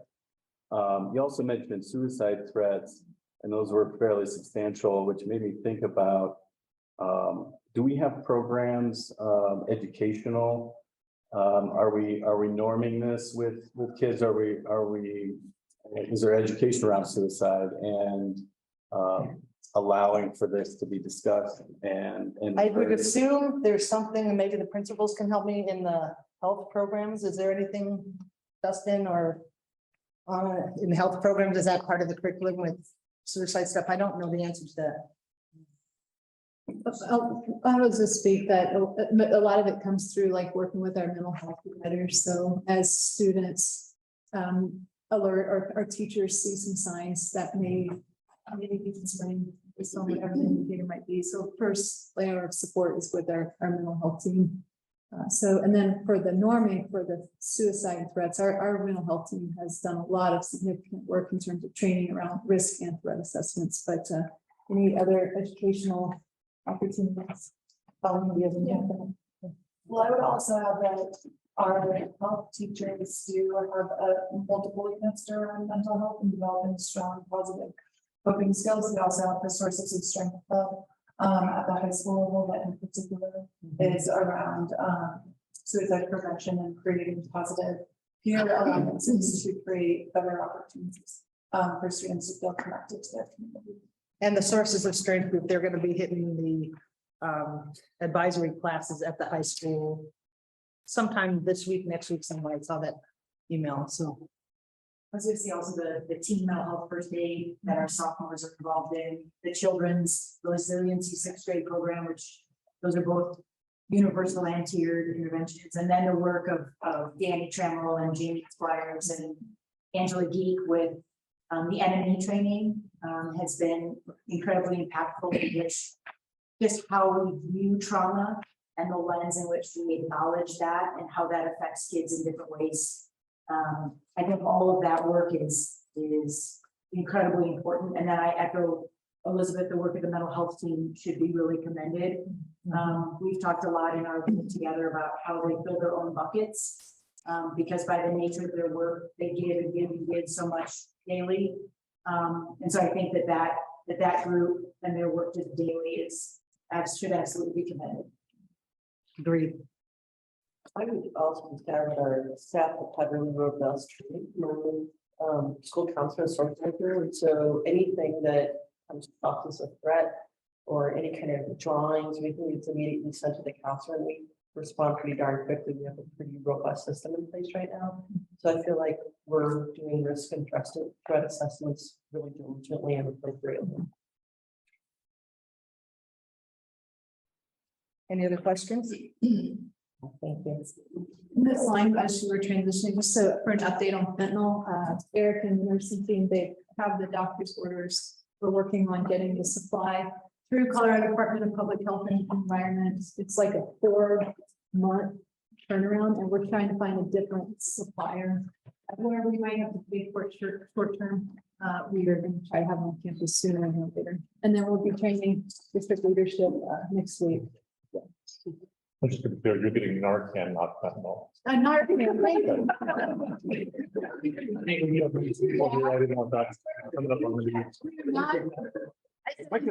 The other day, Dr. May, don't worry. Thank you. Close, yeah. Talking about suppliers and. Okay. So now Sarah McAfee and Marsha Weimer will be presenting our quarterly update, as this is going to be the first time they presented quarterly. So thank you both for being here. And the current presentation is not going to be in the board packet, needed to be revised. It may, so if you want to take a look at this. Okay, so today we're here to talk about our status on what we have been working on for the first quarter of the school year and starting out with our action. We are really going to focus based on the collection of feedback, conversations, the direction of the district, the needs of the staff, exit surveys, climate surveys. We narrow down step 1 here. We're really going to focus on systems and structures for the clarity of all. And to have us all have that same common understanding, develop systems, processes, and understand the employee's strengths and needs. The result of this will support every employee in the organization working towards the same common goals. I think that's what we heard a lot today at public speak. We heard everyone's here for kids and everyone's wanting to work toward that same common goals. So I'm excited and honored to be part of this work, to work on the structures, the clarities, the systems, common goals, really working on strengthening our collaboration amongst all. And we're one team, and we're one team to attract and retain the best staff while increasing student achievement. So our key leverage points are broken into 4 categories. We're really going to focus on retaining, recruiting, professional development, and listening and engaging with staff. If we did all 4 of these and work towards that, it will add clarity, systems, and lead to a positive culture. So our status on retaining and recruiting, I will start there. We're working with ADAPT subcommittee, and our work at this point is currently researching, finding the best way to hear from all parties, all staff members, and listening. And that's being led by teachers and parents and administrators all collectively together. So we're at the beginning of the research stage of that. Informal recognition. Recognition is very important in order to have a positive culture. So we're looking at informal and formal opportunities for recognition. Informally, things of the IT staff are recognized, custodians, principal, APs, and Bosses Day. And taking a moment, happy Bosses Day, Elizabeth. That was today. And then recognizing formal. And so tonight we're going to start our formal recognition at the end of our presentation. And this is an opportunity for staff to nominate other staff and to recognize the great work they're doing in living by the core values. So we're excited to have that at the end tonight. Staff will be able to fill out a survey in each quarter, nominate, and we can recognize them here tonight. And then we are launching our quarterly newsletter. And so the quarter is ending, and that went out, and that's full of information, professional development tools, need to know information for everybody to have that clarity and that common understanding. So that's our step that's the steps we've taken so far. Then moving on to recruit, we separated this because we feel like retaining and recruiting is lumped into one, but really they're 2 separate. We have to recognize the staff that we have and what they need to be engaged in the work, and then recruiting, how can we attract additional people to our organization. We have been working with communications to develop a communication plan to really put our story out, and revising job descriptions to clearly define what the job description is and what everybody is doing, and having staff testimonials to that job description. Why would this be a job that would suit your interest and your strengths? We also are partnering with the GCU, Grand Canyon University, Colorado College, and Pikes Peak State College. Grand Canyon University will offer, this is in the future, a 10% discount to a college education once we partner with them, to even staff's kids and the staff education. That's huge. And so that's exciting partnership that we're working on. And then CC, we're working on getting student teachers into the classrooms. Hopefully they fall in love. They will fall in love here, and then they'll stay for the open positions. So that will be a great opportunity for us, as well as the Pikes Peak. And that is working with the nursing and focusing on nursing with that.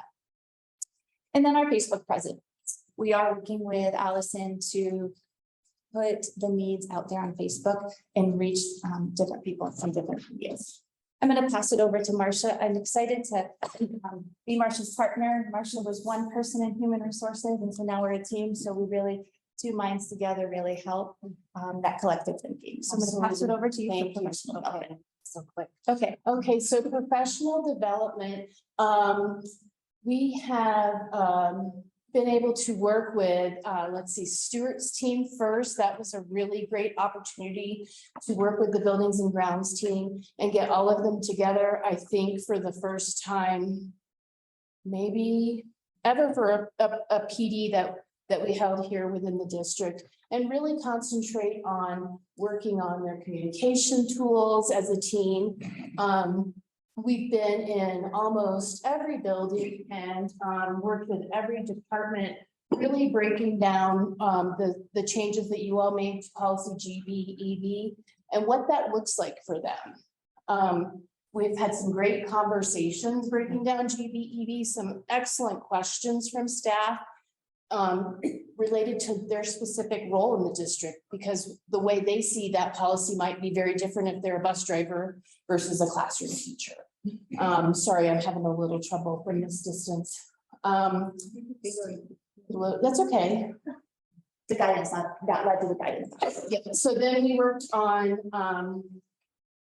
the guide. Okay, so we're working on a guidance document for all departments and schools that stemmed from these conversations around GB and the great questions that came that seem to be kind of universal across all buildings and all departments.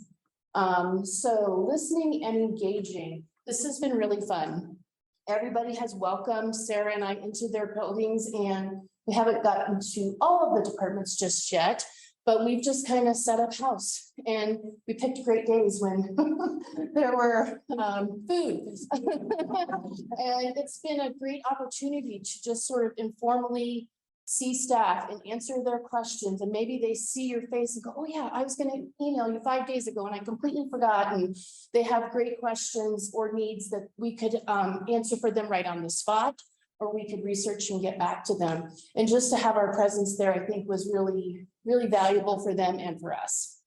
And Elizabeth mentioned earlier in the work session that we're exploring that Let's Talk platform as a way to engage staff and families outside of those listening sessions or those times that we're officing out of buildings. We are excited that we're working on this Human Resources Advisory Committee. I'm going to let Sarah talk about that because she's put that into our newsletter on Friday. So Human Resources Advisory Committee really is a way to have a two-way communication with staff and human resources to hear our voices be heard and action happen. And this committee is a volunteer basis. It's a representative from every district, every department in every school, one person per department, one person per school, meeting every other week. So it is a commitment, but it's in a commitment, as we heard tonight, in a need. We need to pull all the voices together and find a way to channel and celebrate. I think we're all talking the same language, so let's all meet together and work for, towards that. So that will start in November, which is very exciting and a great opportunity to have that listening and engagement happen. And you're on. I'm on. Okay. Oh, okay. So on working and developing our culture survey, I really think that we'll be able to use this Human Resources Advisory Committee to help us develop what it is that we're doing well and really target the things that we're doing well in one building and make sure that all of those things are being touched on in every building and every department. And then the K-12, yeah, I'll touch on that. that is platform survey. That one's coming in the spring. And so the Human Resource Advisory Committee will really support our work in developing that culture survey, making sure we're asking the right questions to engage our staff, and then that will be rolled out in the spring. So the Human Resource Advisory Committee will really have opportunity to give a lot of input in the direction that we go to empower and to engage. So I'm gonna move to the next slide. Marsha's going to talk about our current positions that we have open and what we're doing with that promotion and communication plan. So Allison has really helped open our eyes to some other ways that we were not particularly reaching audiences, and they're working. So she suggested that we reach out to current staff members who currently hold the positions that we're still trying to fill and just ask them, why are you here? What do you love about this job or this building? And why would you recommend this to somebody else? And the testimonials were just wonderful. And They were pleased for us to use their testimonials and their pictures as part of attracting new staff to Manatee Springs School District. So I think over the weekend, I think Allison, you rolled these out on Friday over Facebook. And I think I received 5 really quality applicants for a lot of these open classified positions over the weekend. So it's working. I'm seeing where they're getting their leads from when they complete their application. So this new personal touch is really effective. It's also reaching substitute candidates. We have a deep pool of substitutes. About 58 or 60 substitutes are currently active. The difference when you're a substitute is you don't necessarily want to work every day, or you probably would. So they do like the flexibility of being able to pick and choose their days, and oftentimes pick and choose their buildings that they prefer to work in. So to be able to add to that substitute pool is wonderful. So thanks, Allison. One part we didn't talk upon that we've done so far in the quarter is the professional development around the McGrath response system. And so that is the training that all staff will get. And so that was on our current updates that we missed. No, that's fine. So the McGrath response system, the first level of that training has been administered to probably 95% of our staff at this point. For those of you that don't know, McGrath is kind of an industry leader in K-12 across the country in systematic approaches to issues that school districts deal with as far as performance, dealing with complaints, issues of sexual harassment, bullying, and misconduct. And response specifically helps us know how to respond to those particular issues of harassment, bullying, and misconduct. So what we've done is decided to adopt a system that doesn't change what we're already doing, because we're already doing it. We're already seeing these things, and we're making sure that they're stopped, that they're addressed properly, that they're reported. But what we've done with this system is had a universal global system district-wide that everybody understands the same, that we've developed common language and common tools for stopping and reporting these instances. And we've also been able to help educate staff on the differences between an infraction of a policy potentially versus an infraction of a law. So depending on what is reported, we might have to handle it differently if it's related to an Office of Civil Rights infraction versus a potential bullying situation at a school. So it's given us some common tools and some common learning that everybody in the district is receiving. And it's allowed us to recognize. So when we all recognize the same things, we can prevent. We touched upon the Human Resource Advisory Committee, and then now we are on to the Mustang Spotlight. That formal recognition is incredibly important because everybody is working so hard, and it's important that we see their action. And so we are going to start. We don't have all of our staff that we're representing recognizing tonight here, but we do have one, but we will start with Brandon. I'm gonna have to be a lot closer to read, I'm sorry.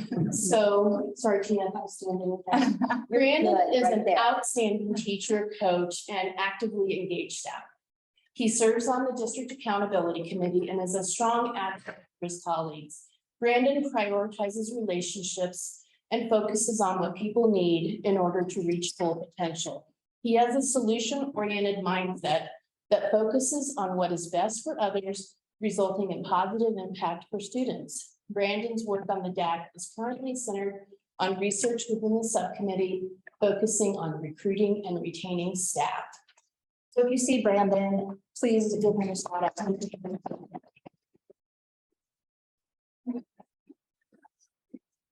Harry, we're gonna make you come up.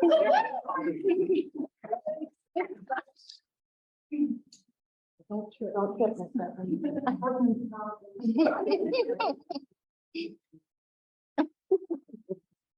So I'm gonna read it out loud and embarrass Terry. Terry is currently serving as the administrative assistant at UPass Elementary School. She has an unwavering dedication to her school in the district. Terry prioritizes students and staff first and ensures they have what they need to be successful. Terry develops authentic connections with the community through care and compassion and is a forward thinker that finds ways to recognize what is going well and finding creative solutions for continuous improvement.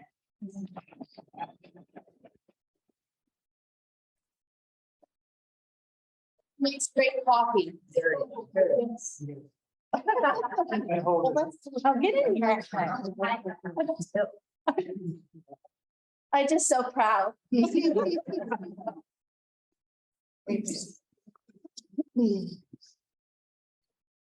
Kelly Taylor. Kelly works in our transportation department and makes sure our special education students arrive to school and back home safe and sound each day. Kelly develops deep relationships with her students and goes above and beyond to recognize if the student is having an off day and may need something, and also celebrates their successes too. Kelly's dedication is appreciated by parents, colleagues, and students alike. And Kelly wanted to be here tonight, but she has an early bus route tomorrow. Thank you.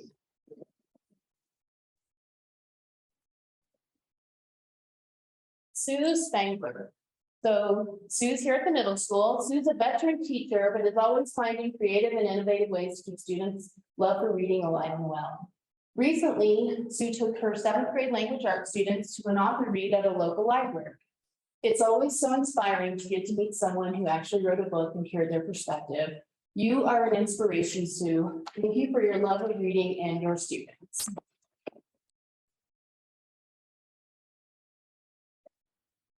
And lastly, Mr. Russell Williams. So Russell has been an evening custodian at Manitou Springs Elementary School for 5 years, and he's really helped make that school shine. Russell takes pride and ownership in making sure MICS is ready for students each morning and that staff have what they need to be successful. Russell lives the MSSD core values each day and is part of the fabric of MSCS. Thank you for making MSCS look better than ever to celebrate its 100-year anniversary, Russell. So I know that principals may like to say 2 seconds of something that for the staff members that aren't here, but they want to recognize them. So I promise Maria she. Russell Adamski is just stellar, and he got this really great poster that I didn't bring today because I was running late. So A is ability, his ability to keep our building up and running is off the charts. The D, his last name Adams, so the D is for one of my favorite things is he demands such high standards of himself and others that he goes through the building and says, oh, this doesn't right. This doesn't, I'm like, oh, leave it. You know, Russell, we'll get to later. It's like, no, if it doesn't get done now, it's not going to get done. He asks what he can do to help. So always says, Maureen, you're really busy. What do you need? It's parent teacher competence. What do you need me to do? M is he makes time for people, staff and students. And I have to say he's got a student who likes to work with them just about every day, and he earns his points, gets to go work with Mr. Russell. And the two of them in the hallway, it's just a dream. And the two, I really think that they're both getting something out of that relationship, and it just makes the student feel really special and really makes Russell. And the last one, S, is for supporting each and every person in our building. So Russell, I know you didn't want to come tonight, but you're gonna get a poster tomorrow anyway. Yay. Thanks, Maria. So this will be quarterly, and they will be nominated in collaboration with us and with the nominations and their administrators and directors. So we're excited to be able to bring this and celebrate. Thank you. Yeah. Any questions that you guys have? How long have you been working here? 11 weeks.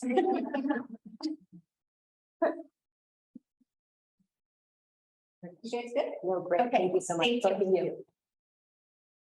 As she's transitioning, we're also still working on staff childcare options. We have a meeting in 2 weeks with some people. We'll keep working on that.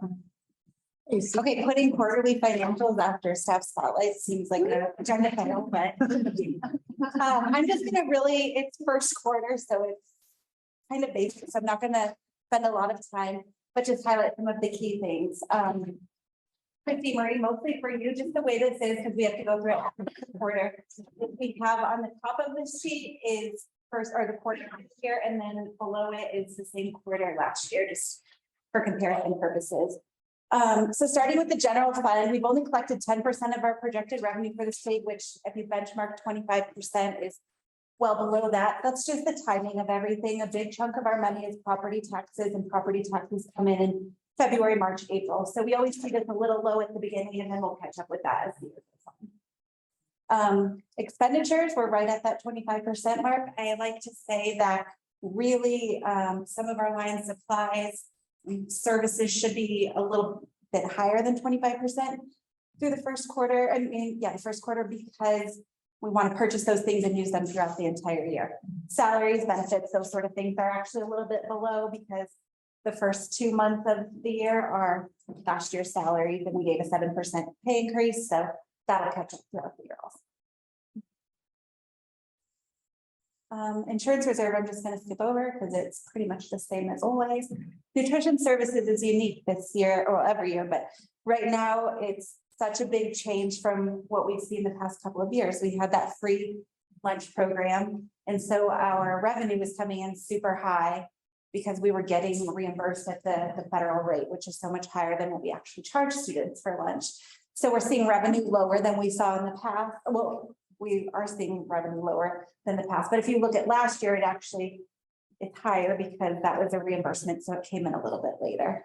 But we're kind of back in line with how it used to be pre-COVID, but not as good as we were seeing during those COVID years. We built that fund balance tremendously, so that kind of helps. We subsidize this fund greatly from the general fund, so that's allowed us to bring down that subsidy, so we don't have to help it out as much. Governmental grants, this is really our Title I, Title II. We don't have any revenue yet. We get that first as we spend the money. So you'll see that money come in really in third and fourth quarter. People activity, this is just our athletics and activities. The primary revenue source here is general fund subsidy, and we do that at the very end of the year based on how much we actually spent there. Being out of line there. And then capital reserve. This is the other one that's kind of a little out there that I just want to point out. It's a lot different than the previous years when we adopted the budget. We typically have like $400,000-$500,000 in our capital reserve fund. It's a lot higher this year because of those best programs. The COPs that we collected last year, and then our best projects, as we just didn't really know the timing. So we designated a certain portion of that to come in this year. That's why the budget for the expenditures is also high, and we've barely spent anything. We're kind of seeing where that all lays out. And now that we have our architects and our contractor on board, we can get a better timeline of when we're going to be able to start spending that money and getting those projects completed. So this will probably be a little bit changed in the January revised budget, but that's why it's so low there. Okay, that's it. Any questions? I do want to say Susie right now is also serving as our payroll person in this transition time. So I just can't say enough about her dedication and her care for our community. That is an essential role, and thank you for stepping in. We have a new one, Cole Lister. Yes. He was he was here at the beginning of the meeting. He was the tech specialist down here at Manitou Middle School. He actually, today was his first day, but I'm in the very last couple of days of payroll, so I don't even have time. So he's still filling in this role until we have a few 3 minutes to actually get to train him. But thanks to Kat for giving him up, because he's gonna be a great dad. Great job.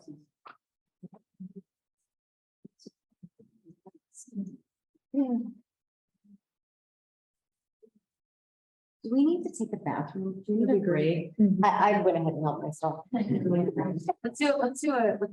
regroup at 7:30, if that's not good.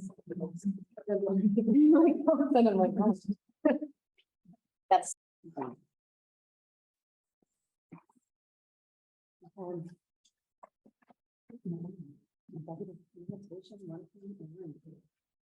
Okay, so this executive limitation is the treatment of students, parents, public, and community. And I never read through these completely ever.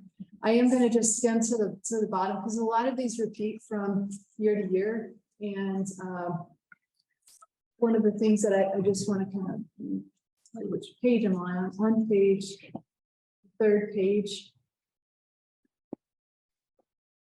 where you'll see, let's see, bullet 1, 2, 3, 4, 5, 6. That's sort of the new start for additional work we've done in this executive implementation.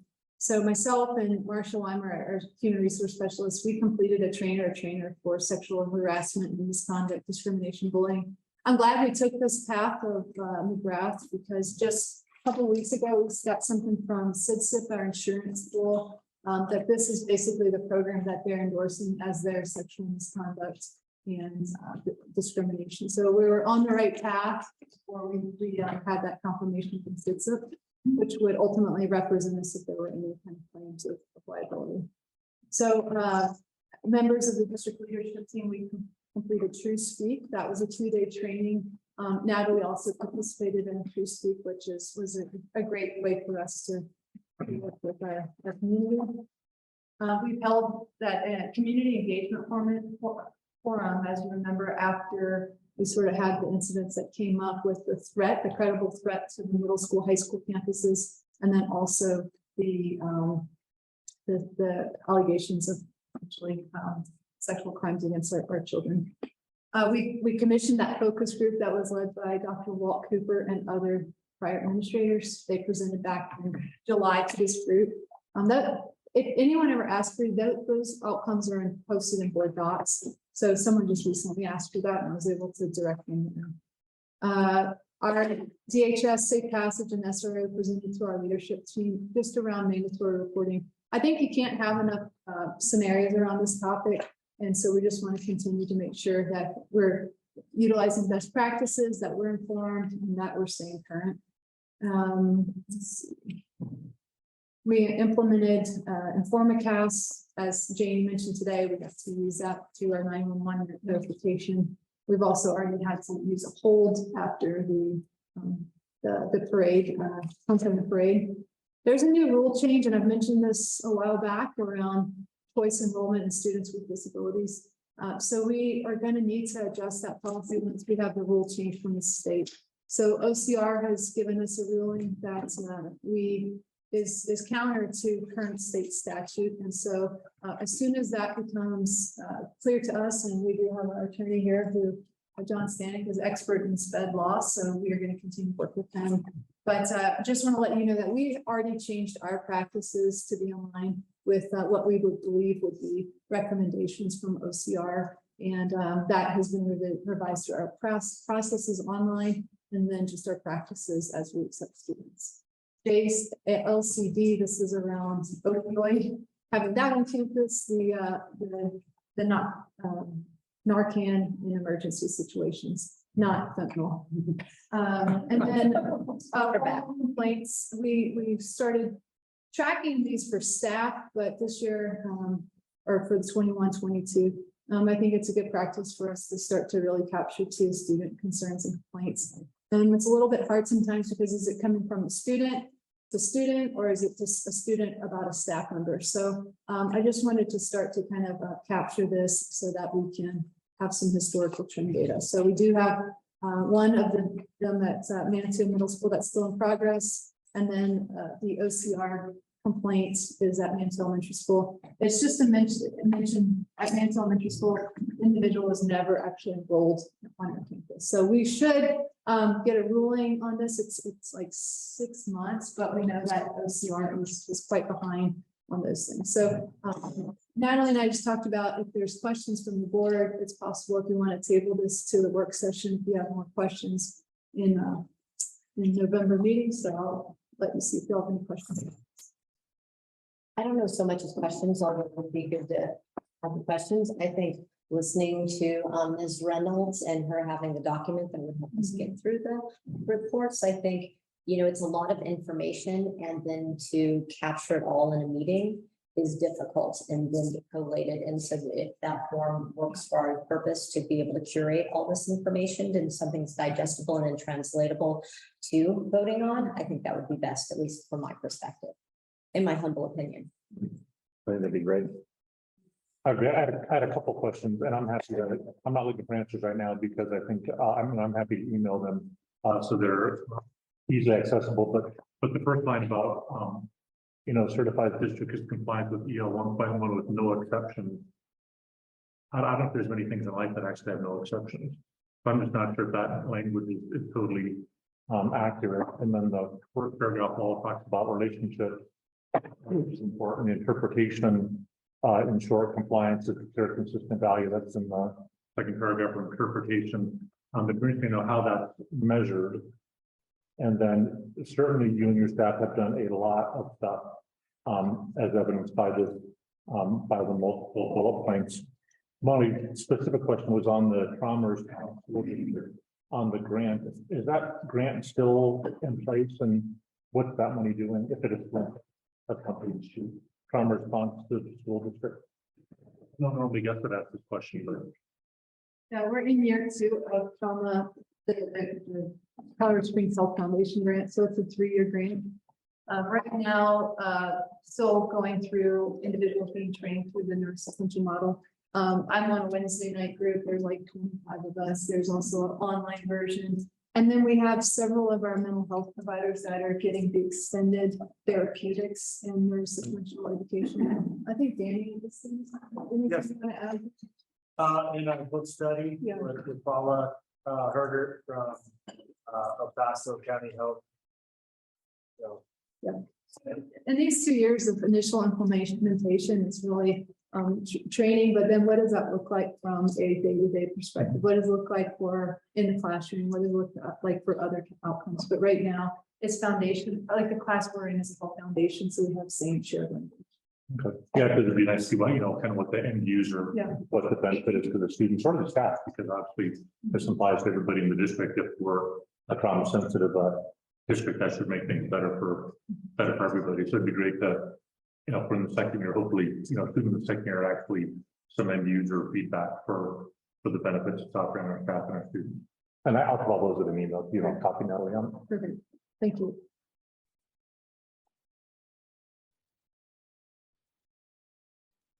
One other that is here that we are working with Matrix. This is a group at UCCS that looks at different aspects of equity that we're seeing. Our first round of working with our leadership team was around implicit bias. So just going to continue to unpack that. The group is going to come back in March to work with our leadership team.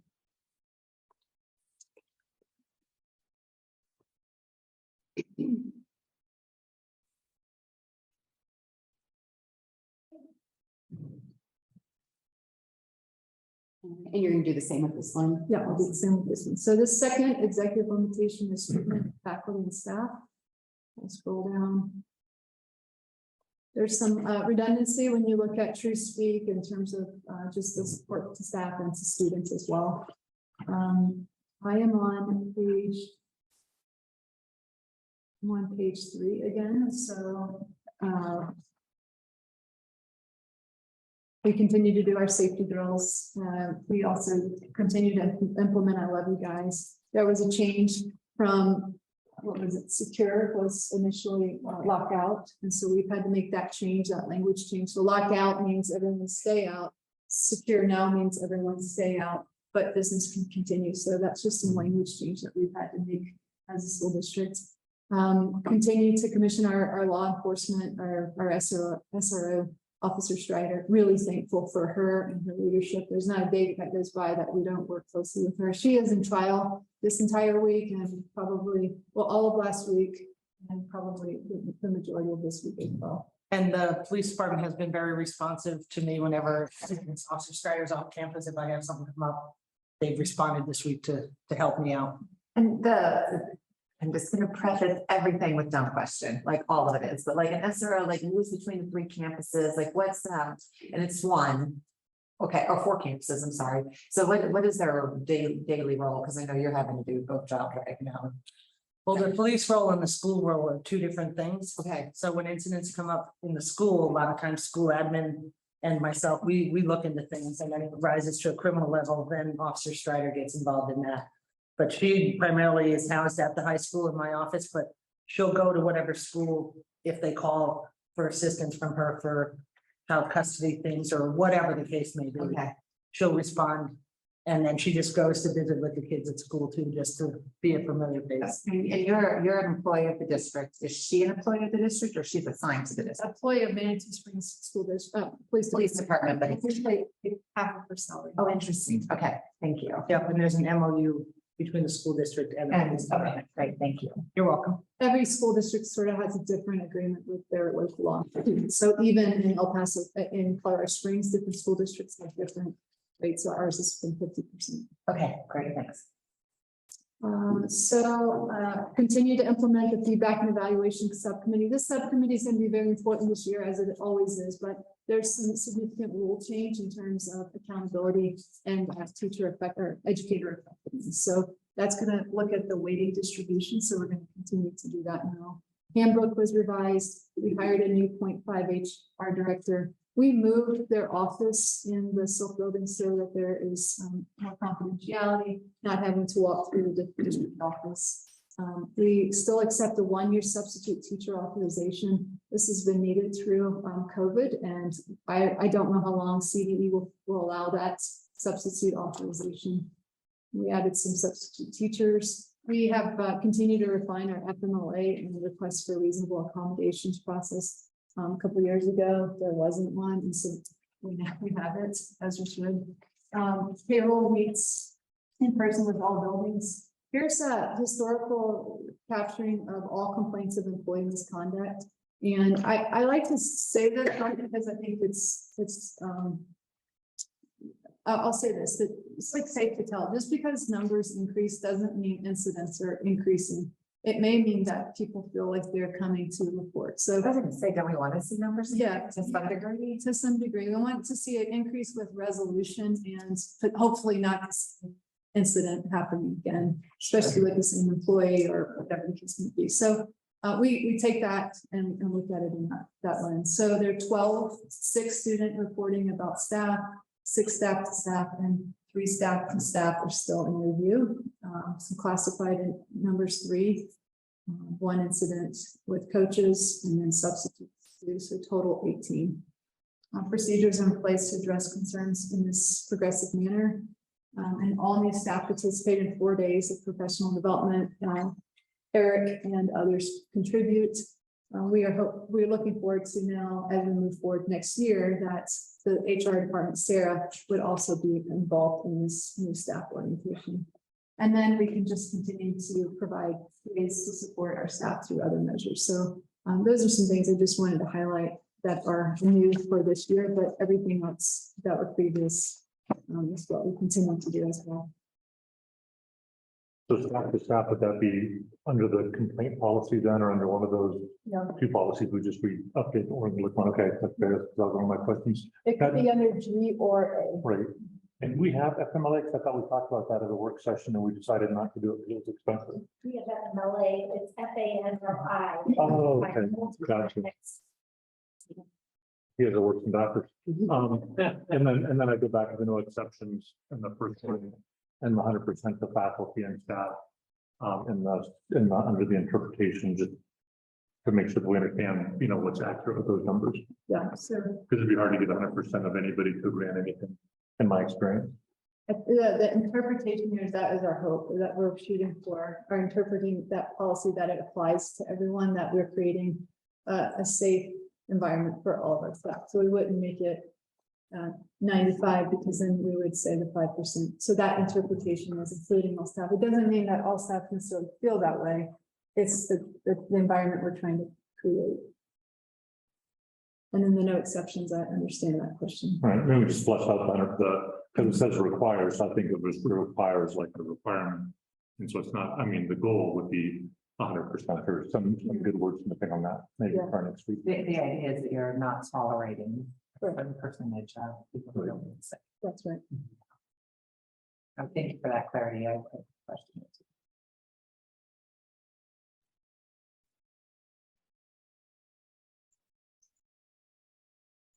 Right. Monitor report. Okay, so I will, hopefully you've also had a chance to take a look at the annual report as you want to kudos to Kat for all the work that she did to put that together and to everyone who contributed to the report. I think it's a nice model that in future years can be added and updated as we go forward, now that we have a type of model for that. So When was the last time we did one? we told her there was like 17 or 15. Yeah, before that, I think you guys. Yeah. I'll go through this monitoring for the in statement 2. Last month, we reported on in statement 1, which was really focused around student achievement and growth. This one focuses on students have acquired the skills and knowledge required to be productive citizens and contribute to their communities. Just as we're talking about looking at executive limitations, interpretations, we have talked about this last year, that the measures used for in statement 2 not necessarily always feel like we're getting to data that we want to that might be as comprehensive as we may want to look. So I share that with you now because this is the data that we have from the last school year. But if the board wants different data for this school year, we have to know it now so that we can continue with there. So I'm just going to go through incredible years data for kindergartners met in those specific indicators.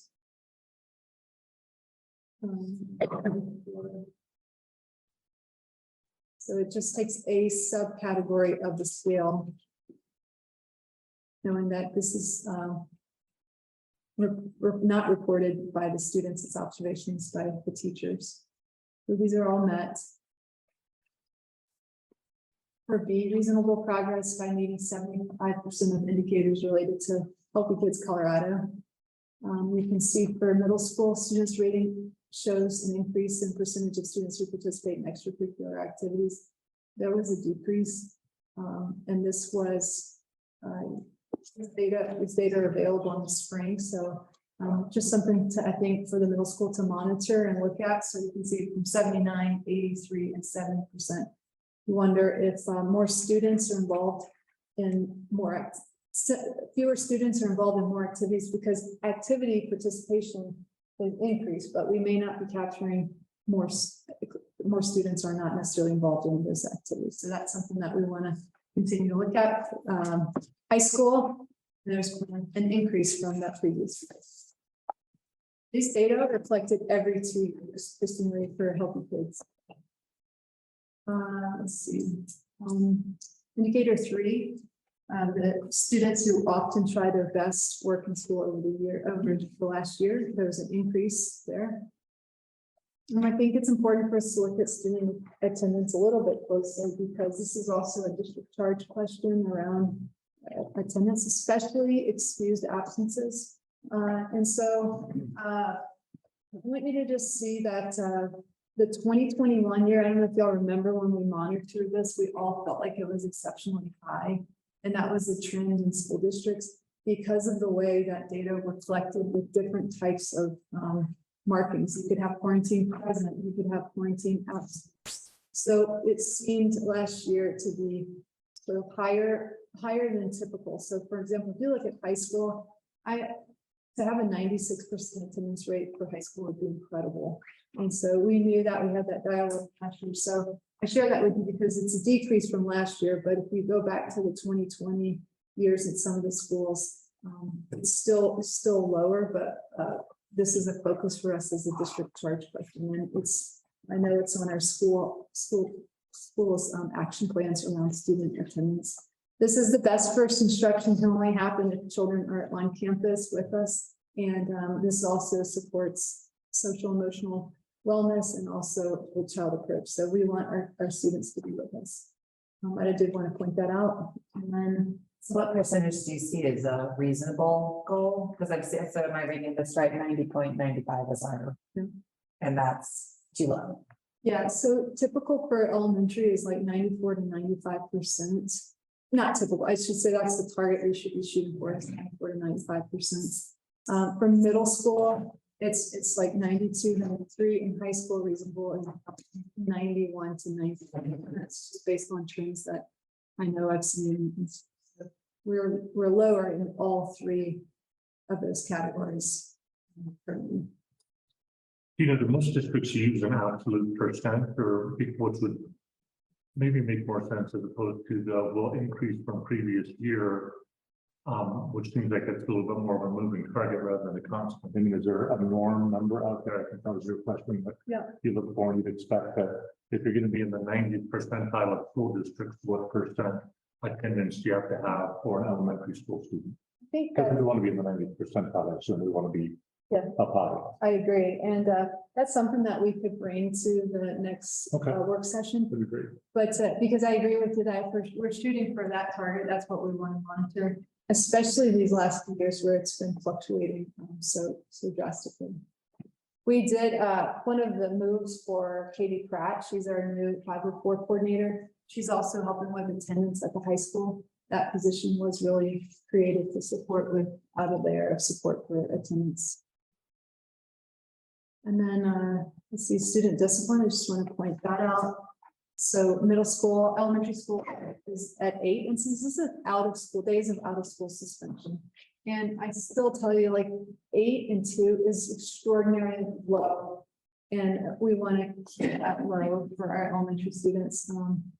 Across other schools that you'll see higher rates. So I'm really proud of our schools for not moving towards out of school suspension, and that's a big deal. Indicator 2 for middle school.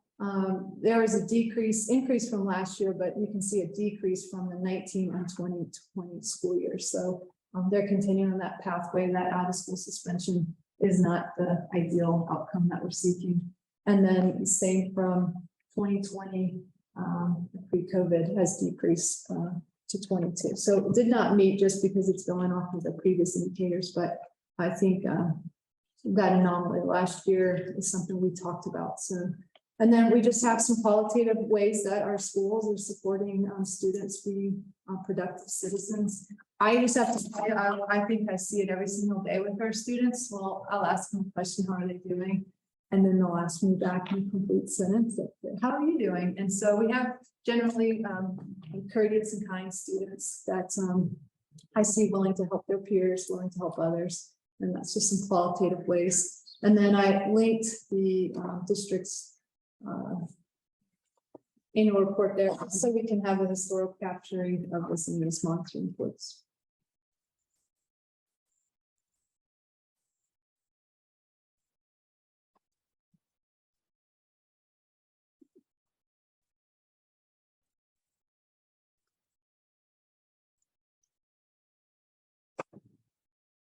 My computer's taking a long time to load. I had a couple of questions and I'll email these to you as well, and I'll look for answers and start tonight on the annual plan on page 20. It gives the funding by state. In Colorado, as we all know, it's been in the lower quarter for a while. I don't know how long exactly, but the funding in our district is probably, I assume, somewhat higher than 10. It is on page 20 than 10,592. Would that be accurate? No, Since we got that 25% override. no.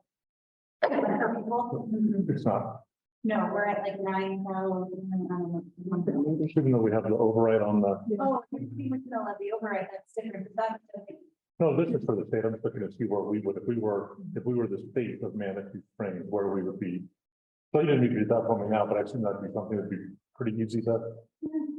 We're in mill levy, we're like number 2 or 3 in the state. No, but just how much, because I think that's 25% of the budget is what I recall, something like that.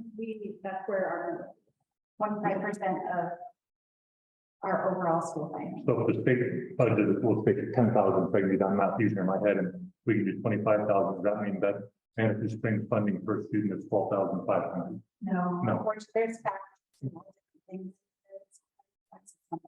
Okay.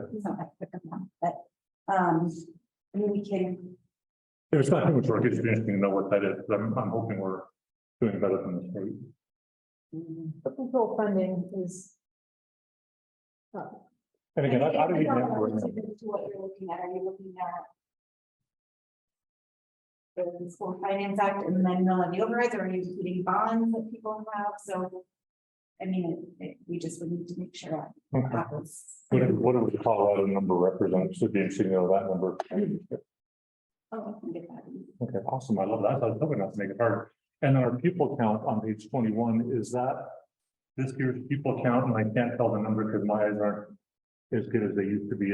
It's the green line. Is that the updated one? So I think the count day was like in the last week or two. No, this is just the 21-22 school year, so it's not finalized yet. Okay, What page 21 are you on? it's on the, it's, if you pull up the grant, which is, I'm not the grant, I'm sorry, the annual report. Oh. Which is under the, I mean, since you're making this meeting slow and long, I'm going to too. it's under end statement too. It's not called out separately on the agenda. It's not the kind of statement too. So the per people count, I guess we're here that next month.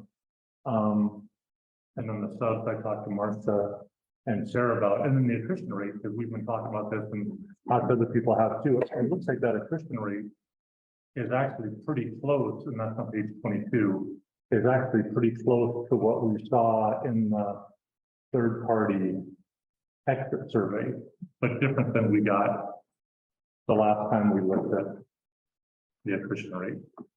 That's on page 22. And again, we can talk about all this next time, so you're prepared. Well, this is like the end statement is, I just put this comprehensive access to it, but these are the data that we presented back. Marcia, she's still here. No. This is the data that we provided.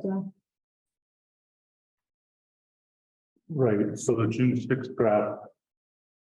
Maybe you can just, and again, not right now, because we've already probably well over our time allotment, but this graph on June 6th, comparing that graph with this graph in the annual report and trying to reconcile those two together, because obviously that data that we're really most interested in, not in it for 2 years now. But just so it's data that we can understand and reliably count on. And I think that's all I have to close the meeting done. Our first people is $9,677 increase. Damn, drop the mic. Yeah, we can. These are gonna get $9,677.03.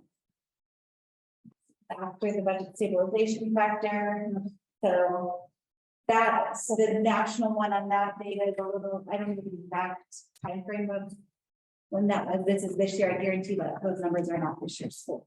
Okay, Yes. Which means it should probably go up. okay. Thanks for doing that so quick. You didn't put on your list, actually. You want to accept that end statement, or do you want to talk about it again? And it works. It doesn't matter to me. I'm just. We can discuss. Do you want to accept that end statement, or do you want to keep that?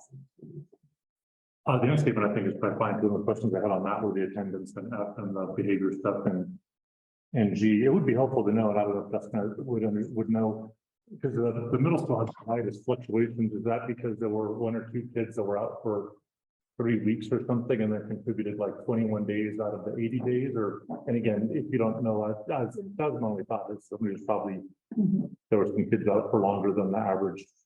Yeah. 1 or 2 days or whatever the average is. And I won't speak to specifics, but yes, there was one who had more out of school than Okay. historically. So that's fine. Yeah.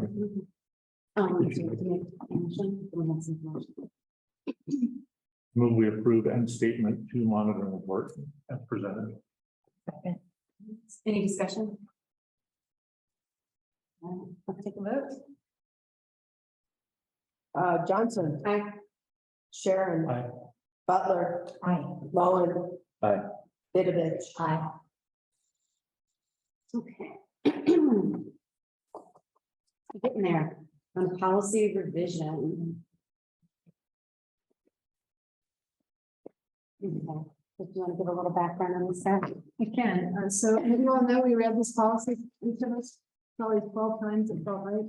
And then, it's good to go through and use the policy and see where some questions might come up. So we just want to clarify that in this term, employee means the complainant, because this is the complainant that's filing this process.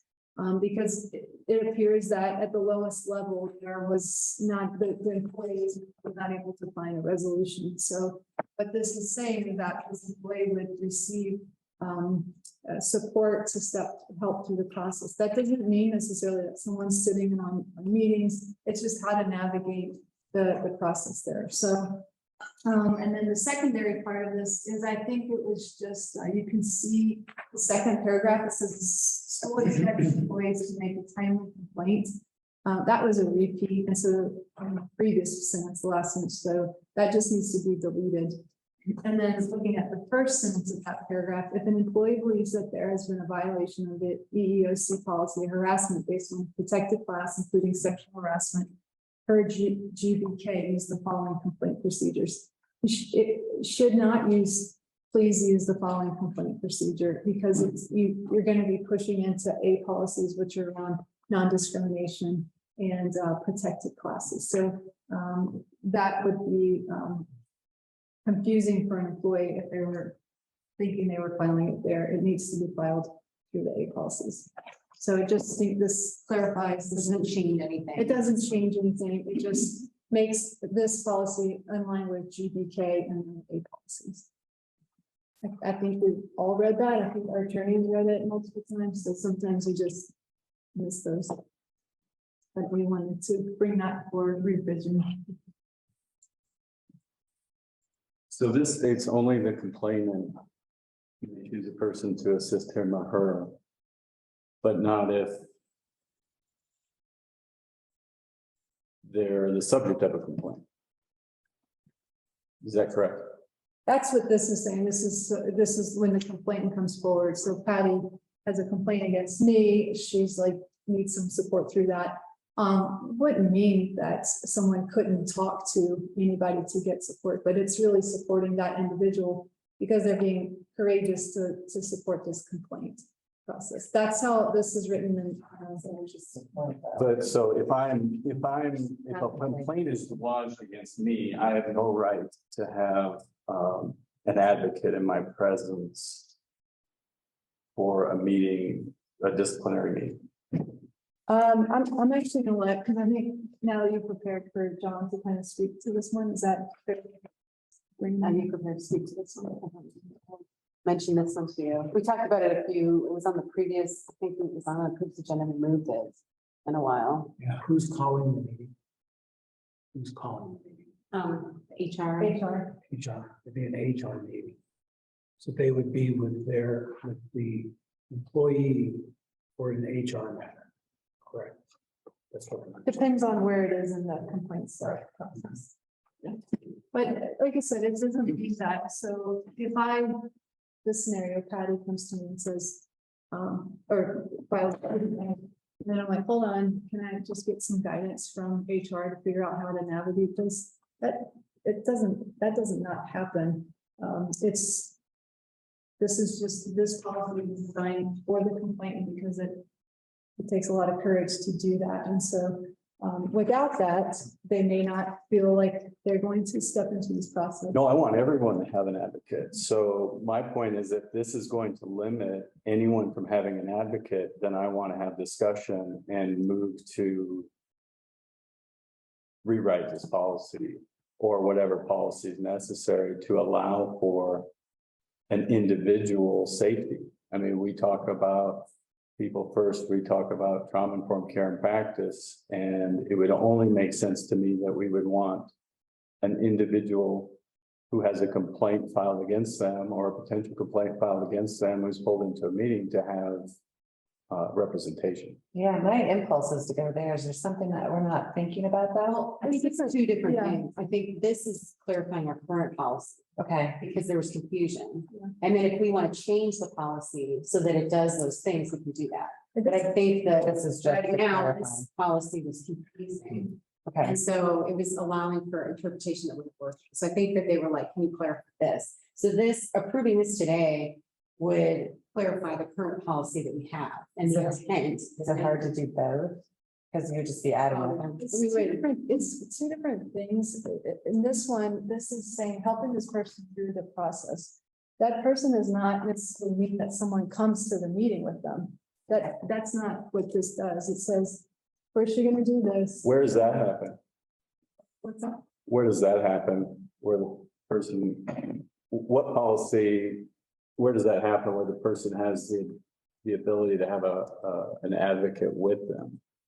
It just depends on the circumstance. We don't have, I'm looking at Don, because it depends on why the meeting is called. There's a lot of different reasons why you may or may not. And so I don't want to be specific to each individual case, but this is really helping the person complete the process. So it's not, she doesn't get guaranteed an advocate there. It's just the process. Why not? Well, that's just how this is written. I'm not saying that's right or wrong. I'm just saying this is, Natalie's point, this is.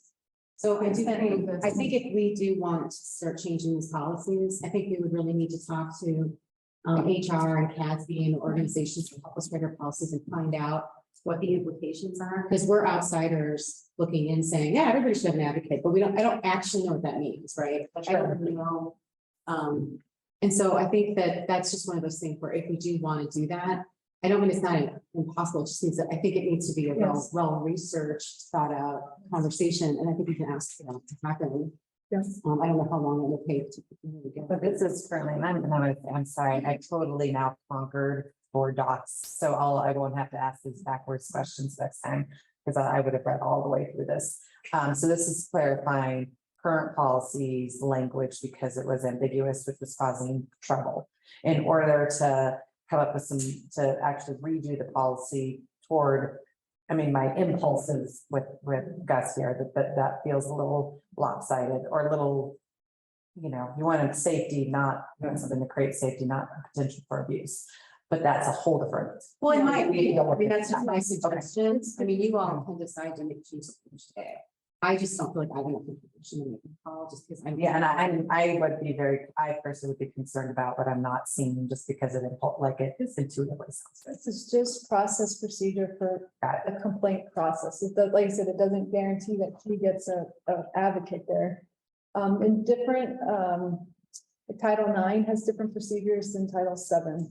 So we have to Natalie's point, if it's depending on the situation, be really cognizant of what that means. So this is just procedural in completing the process form.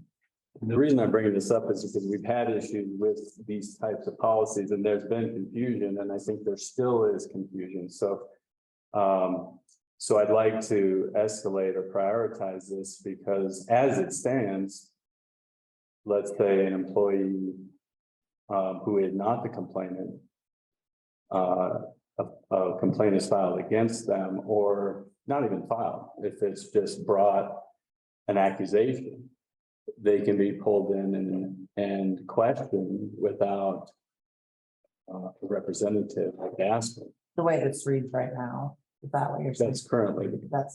Well, it's actually, it is currently the way, like, if we didn't change anything today, it is still how it is.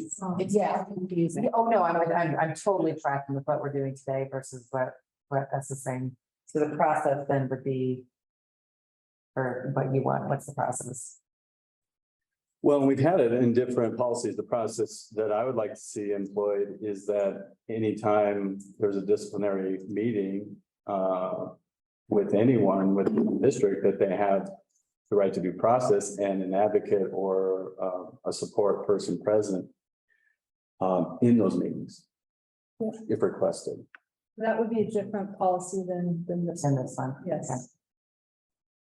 And that policy doesn't exist, that would be a new No. policy, or we'd have to do Yes. add a paragraph to this policy. Or look to see if other schools. Look, this is what Brett Casby recommends, and there's sometimes then there may be a complaint that you may not be able to have an advocate because of confidentiality. Of whoever made the complaint. So I mean, there's a variety of reasons why you would have one or not have one. I don't think we know all the ins and outs of that. So this right now would be to correct a policy that is already live and unclear. Thus, we should correct it. And then we need to do additional policy work. We can put that on a future agenda. That I was tracking with that. And we all feel good about adding that to having that conversation. Like that's the same, he wants to prioritize that. Yeah. Like, I think considering and to Gus's point, I think it's a worthy conversation to have, considering that we've had multiple staff question this over the last couple of years or year, I don't know, it all blends for me. But I think because it has caused that perception that we should dig into the concept regardless of what, after becoming more informed, we decide. great. So I move approval of this updated GBKAR. I second. Okay. Any additional conversations from me? Okay, and Elizabeth, you feel like you have a clear understanding? Yeah, I do. Y'all want that on the next work session, or do you want us some time to do some research? What maybe Gus, too, you and I could just meet around, you and I and Sarah could meet around looking at some policies that are across the state. I don't know what the time, I don't know if we can do that before the next work session. Next work session is November 3rd. So So probably not. 20 days away. And does staff we have an attorney now, John? Do you know? I know they've gone through a couple in the last 6 months. Okay. Let's do a quick vote. Sorry, I apologize. Johnson. Aye. Karen. Aye. Butler. Aye. Moen. Vidovich. Aye. And John, you have first question, do you He said he didn't know. He got it. Thank you. know? Main facilities discussion. So this is our monthly review of policy, so we stay in line with our schedule. So it has been brought to my attention that this policy, just to review, there have been requests that I've received to name different aspects of our school district. So I don't really have an answer to this question. I just wanted some feedback from you all around your thoughts around this policy. But this is the monitoring for this one. I'm gonna have the most obvious thought as a professional fundraiser. What kind of professional fundraising do we do where these might be valuable? I mean, this is probably, I shouldn't make some time with you separately, Elizabeth, to go like, how are we receiving funding? Just so that I'm not slowing everyone down with those sorts of questions. But is there, because I love the respect that's put in here around ethnicity and the cultural composition of our community, and I think it's really essential. But I live in a world where everything's got a tag, the price tag on it. So that would be where my mind goes. Excel Energy High School. It's not quite that, but But it's true that some districts won't name anything. I'm saying I know the not naming. Right. You have pet projects and you have, right? I'm not saying we should have everything. Right? It's just, I work for health systems, not public school districts. Yeah. I would not be opposed to anything. I was just curious what those types of Some do get, like Shields is supporting some campuses through donations, but I haven't seen names. I think you can get donations and get support personally and put a little thank you somewhere. I don't think you necessarily have to name. Well, I didn't even know if public schools do that outside of legacy figures. I haven't, this is outside my, and let's be clear, we're talking about like $100 million gifts, not like a $50,000 grant. Yeah, we ain't doing no names for 50,000. Got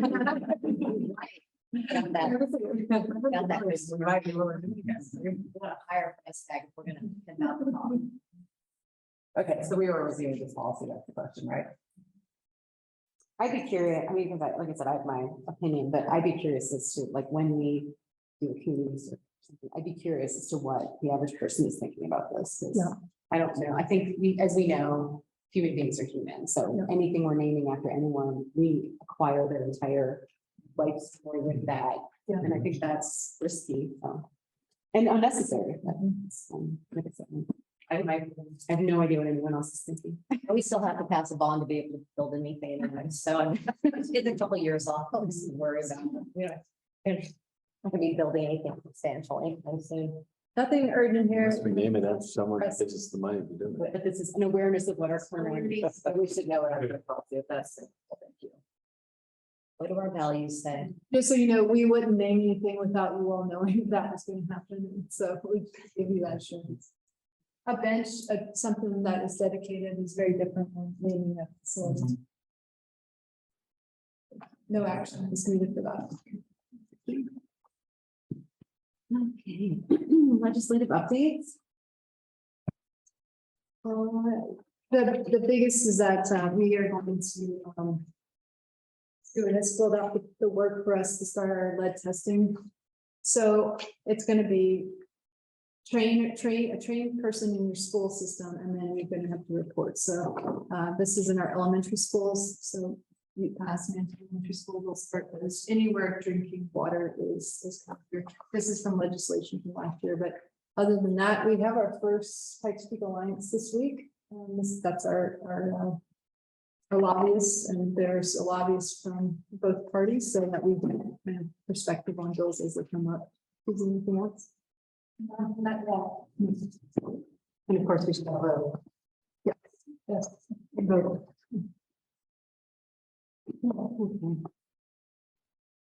Okay, the BOE. So I did not get a chance to call and harass Gus and Jack. To see if one of the two of you would be interested.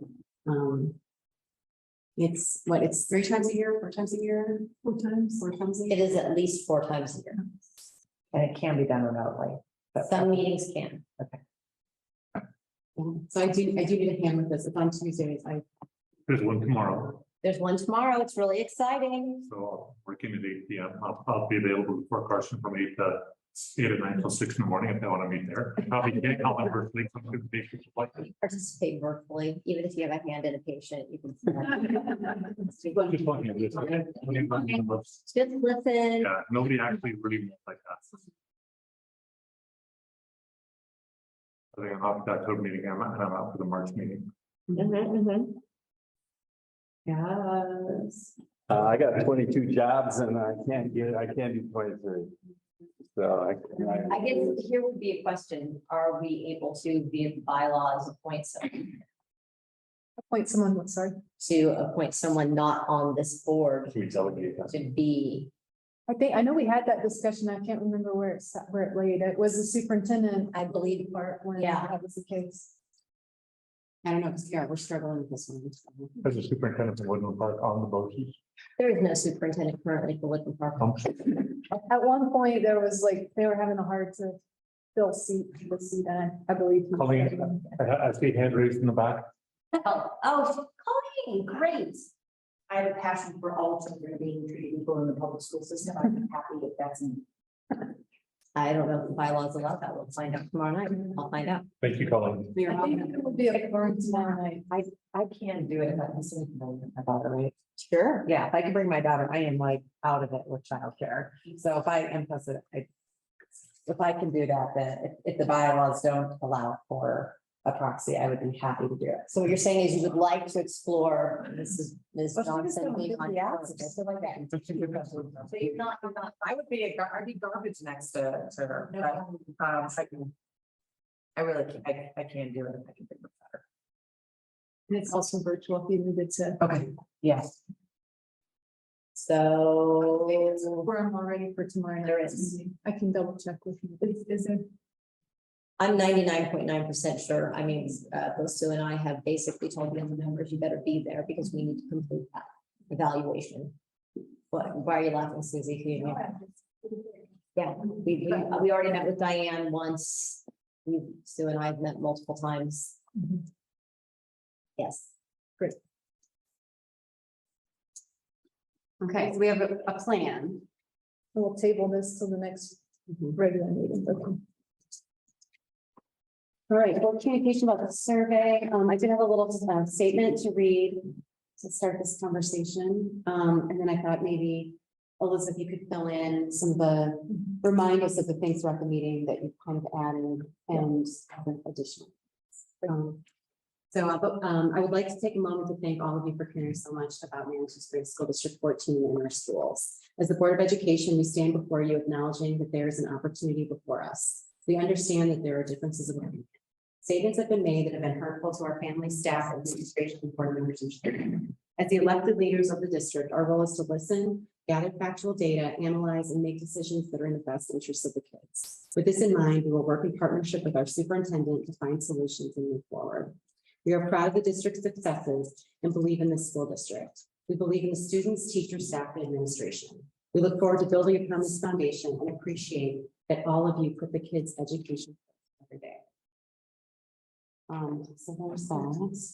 And I can read to you all something that we have shared with media sources and I've also reached out multiple times to the Stand Up to Manatee group to meet, and I'll be sharing this with them as well. And then I can fill in any questions that you have.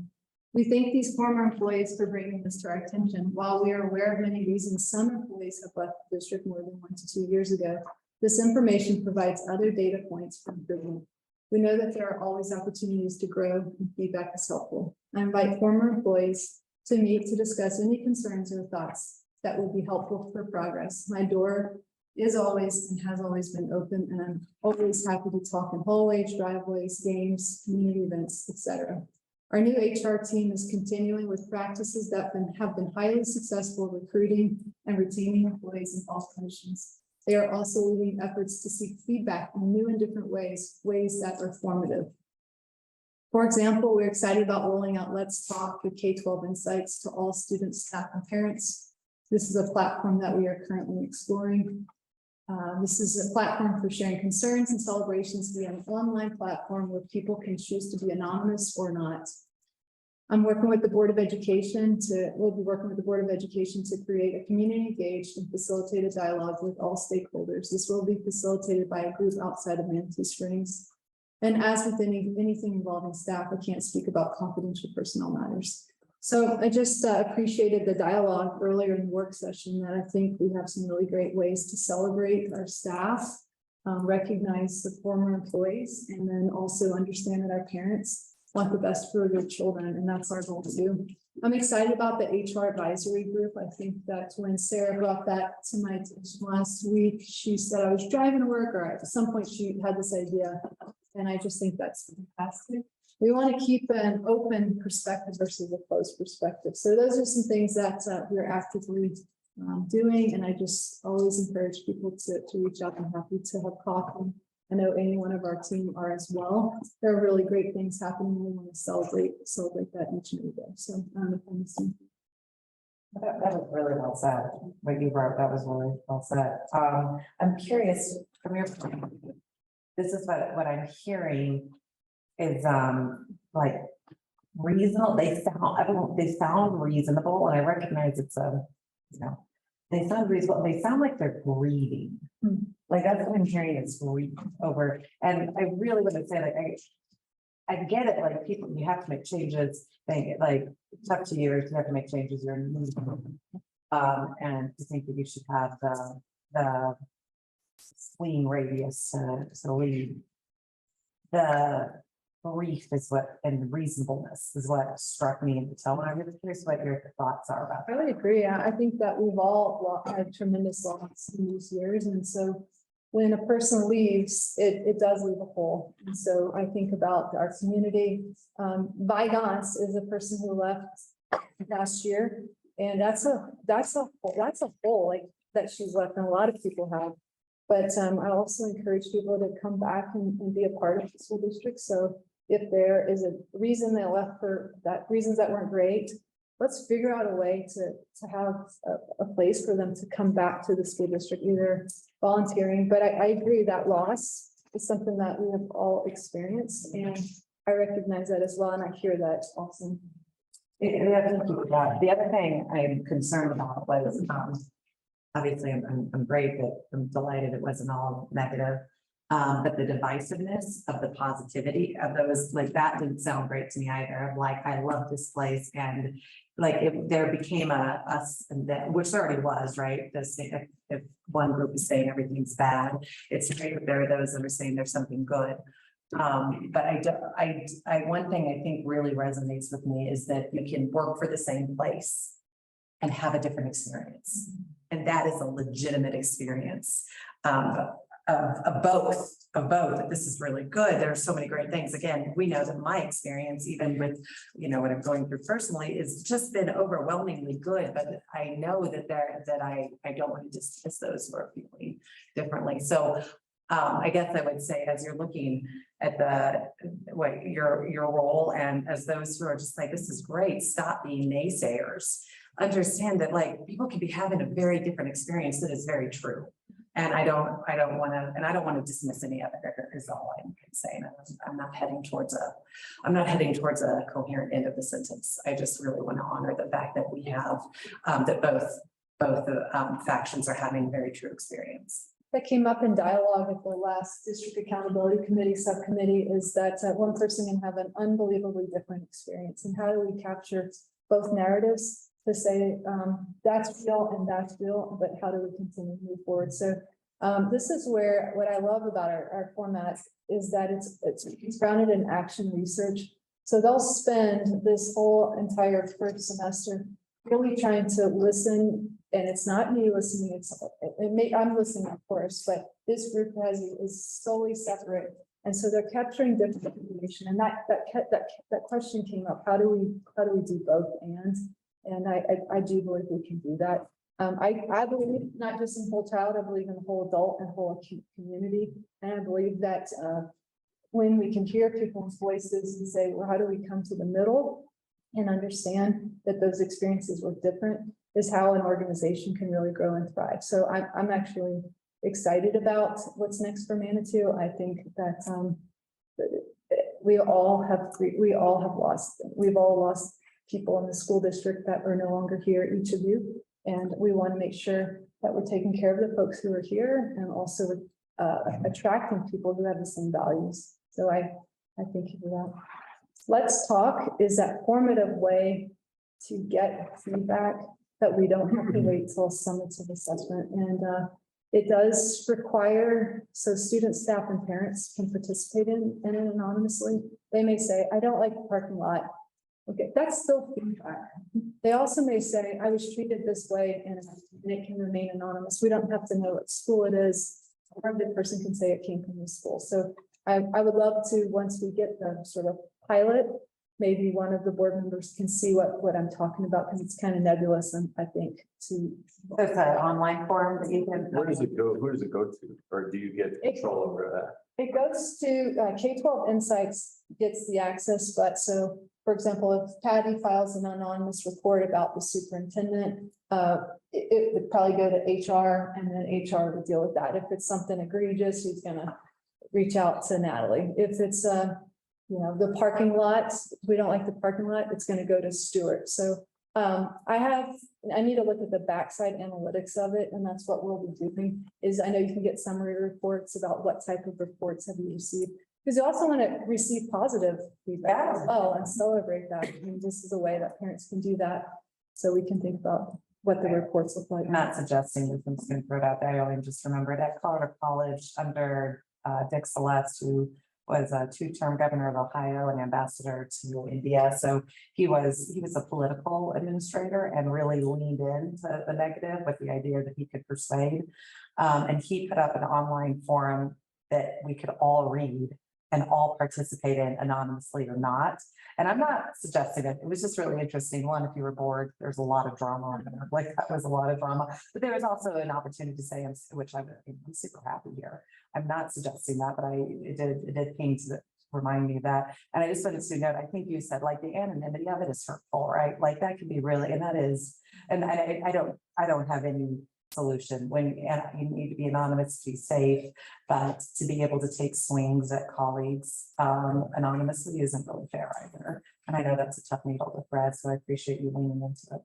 One thing that we're working through is this word retaliation. It's come up in a recent conversation a parent had with one of our school district leaders, and asking the question, what does that mean? Because that can really affect relationships where that has never happened before. And we have fantastic school leaders, and I really want to make sure that our parents feel heard, our students feel heard, but that usage and or fear of speaking out can be counterproductive. And so how do we ensure that a principal knows, okay, here's the way I can engage in that conversation so I can understand where the root of that fear might be.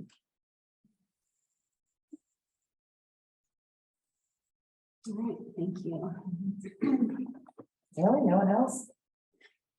Well, I jump in. I've said what you said, so I appreciate, we can look at it, there's good statements, there's bad statements. We don't want to counter someone's complaint or raising awareness to a harm that they're experiencing with a positive, and they cancel each other out.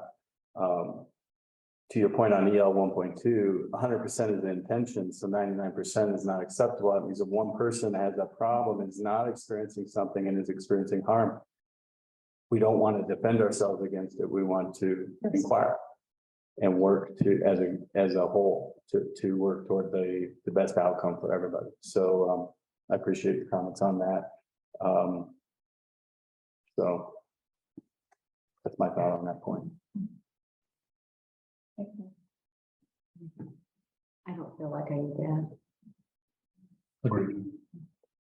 All right, excellent, thank you. Kathy Delegate Assembly. So it's Thursday. If there's anything in the resolution book, I know that it's the votes on Saturday, so we won't have a delegate to vote. But it is important if you read through this resolution and there are things that are coming up that you want me and or Susie to advocate for with our Pikes Peak Alliance, let me know. And look, the senators are always looking for school board members. They want to hear from school board members at this, if this is going forward in the state legislative session. So if you're interested in a particular topic, it's very often that you can speak in these meetings. So. Yeah, and they take resolutions from the floor as well. I went last year and it was you can make a change in the vote, but when you know that you're voting for these resolutions, what Cassidy is going to take forward and what various legislators will be hearing then from school boards are priorities coming from districts. So that's the strength of being involved. You saw a lot of differentiation, particularly between the rural and more urban districts, a lot of times as far as what the priorities were, but certainly staff, special education, funding, facilities, internet, broadband access, those things were all across mental health issues, all of those, equitable funding, all of those are always consistent. It's not like anybody was saying, no, please don't fund us more. So it is a neat experience. Yeah, I'm going out of town, so I can't make it this year. I'll be at the conference on Thursday, so if anything, I'll bring back anything that is important. That's Saturday. It is a Saturday. But you're there on Thursday. Yeah, I'm not a voting delegate, only each school. But they host, so Casby hosts a conference in conjunction with it. Oh, so Wednesday is kind of, isn't it Thursday more a dinner or is it a full day? Thursday's the day. And then Friday's kind of a conference and the delegates are all there chatting it up. And then the actual assembly is on Saturday. So last time I went, I just drove up Saturday morning. Is it in Denver this year? It was in Collins last year. I just drove up Saturday morning. You bet. It's great for a social studies class. Our democracy working. Love it. Okay, board self-reflection. I did really just, I just put on a work session with Karen. I thought there were a few good things that came out of it, but I don't know that we were able to really. Again, I thought she said facilitate. And it felt like we had to do everything. I don't think she was clear on her role. It was discussed and it was on. But she said, now we're going to facilitate and I'm going to sit in all. Oh, so we did have that conversation, but it wasn't on, it's still not. Sure. In the future, I would love it if I would love it if somebody, you didn't have to do that. You could be a participant with us and we could have a facilitator. We did that for the retreat when we have our big long retreats that Gus reminds us aren't a retreat. We hire a facilitator, so the board president doesn't. That's bigger meaty issues, but otherwise that kind of is the joy of being the president. But she's gonna research. Any other? Okay.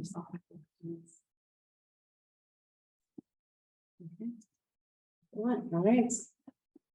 Now we get to do the fun thing that I always screw up. So we are staying in our meeting, but we are moving to executive session.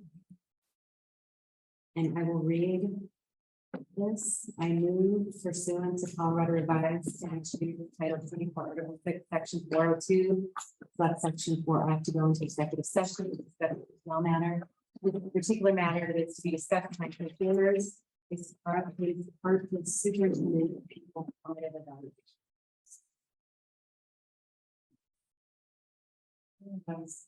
I don't want to roll.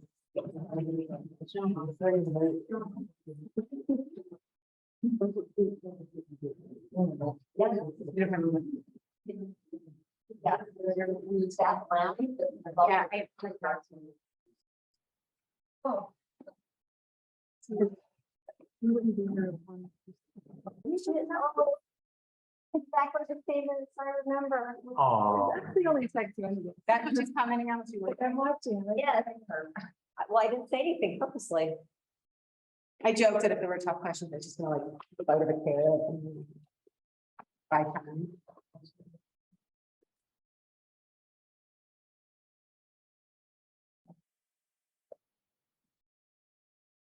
Used to be my lady in our kitchen when I was a principal. She was like the nicest lady. Okay. An executive session of the Board of Education convened at 8:43 PM on October 17th, 2022, for the sole purpose of discussing a personnel matter as authorized by CRS 24-6402-4F. Attending were Tina Vidovich, Christoph Moen, Christine Murphy Butler, Jack Sharon, Natalie Johnson, and for a brief moment, Elizabeth Duncan. The board did not engage in substantive discussion of any matter not enumerated in section 24-6402 CRS. The board did not adopt any policy, position, resolution, rule, regulation, or take action. The executive session was adjourned at 9:52 PM, and we have reconvened. And then again, I just wanted to. Do you want to, okay. Where? I just want to say it in the executive session or the regular? The regular. So, in that one, Patty. Yeah, so. You already ended the recorder? Oh, no, sorry. That's all right. It is late. I feel your pain. We'll try not to do this to you again. Okay, now we can go back on. Yes. I apologize. Okay, so now we're at a regular meeting for. But I'm here, we did want to thank you for your work tonight, with welcoming it really well, and we appreciate your thoughtful words. And we do need to continue this conversation. It's been exhausted, so we're looking at an executive session. Okay. November 3rd. November. Is it already November? Not yet. So we- Close. Okay, I have a motion to adjourn. Some, I motion to second. But you've been in the executive session. Okay, let's have a motion to end the executive So session. moved. Motion second. Please complete that. Johnson, Aye. Sharon, Aye. Butler, Aye. Bowen. Aye. I have a motion to end the meeting. So moved. Seconded. With. Johnson, Aye. Sharon, Aye. Butler, Aye. Bowen. Aye. Vidovich. Aye. All right. Meeting on the 3rd. the work We do it session's already after, we scheduled. can do it after the work session, so Oh, the work session's at 5, so maybe like 6:37, whatever the. I'm going to prison. From prison? 4 missing people? Right, yeah.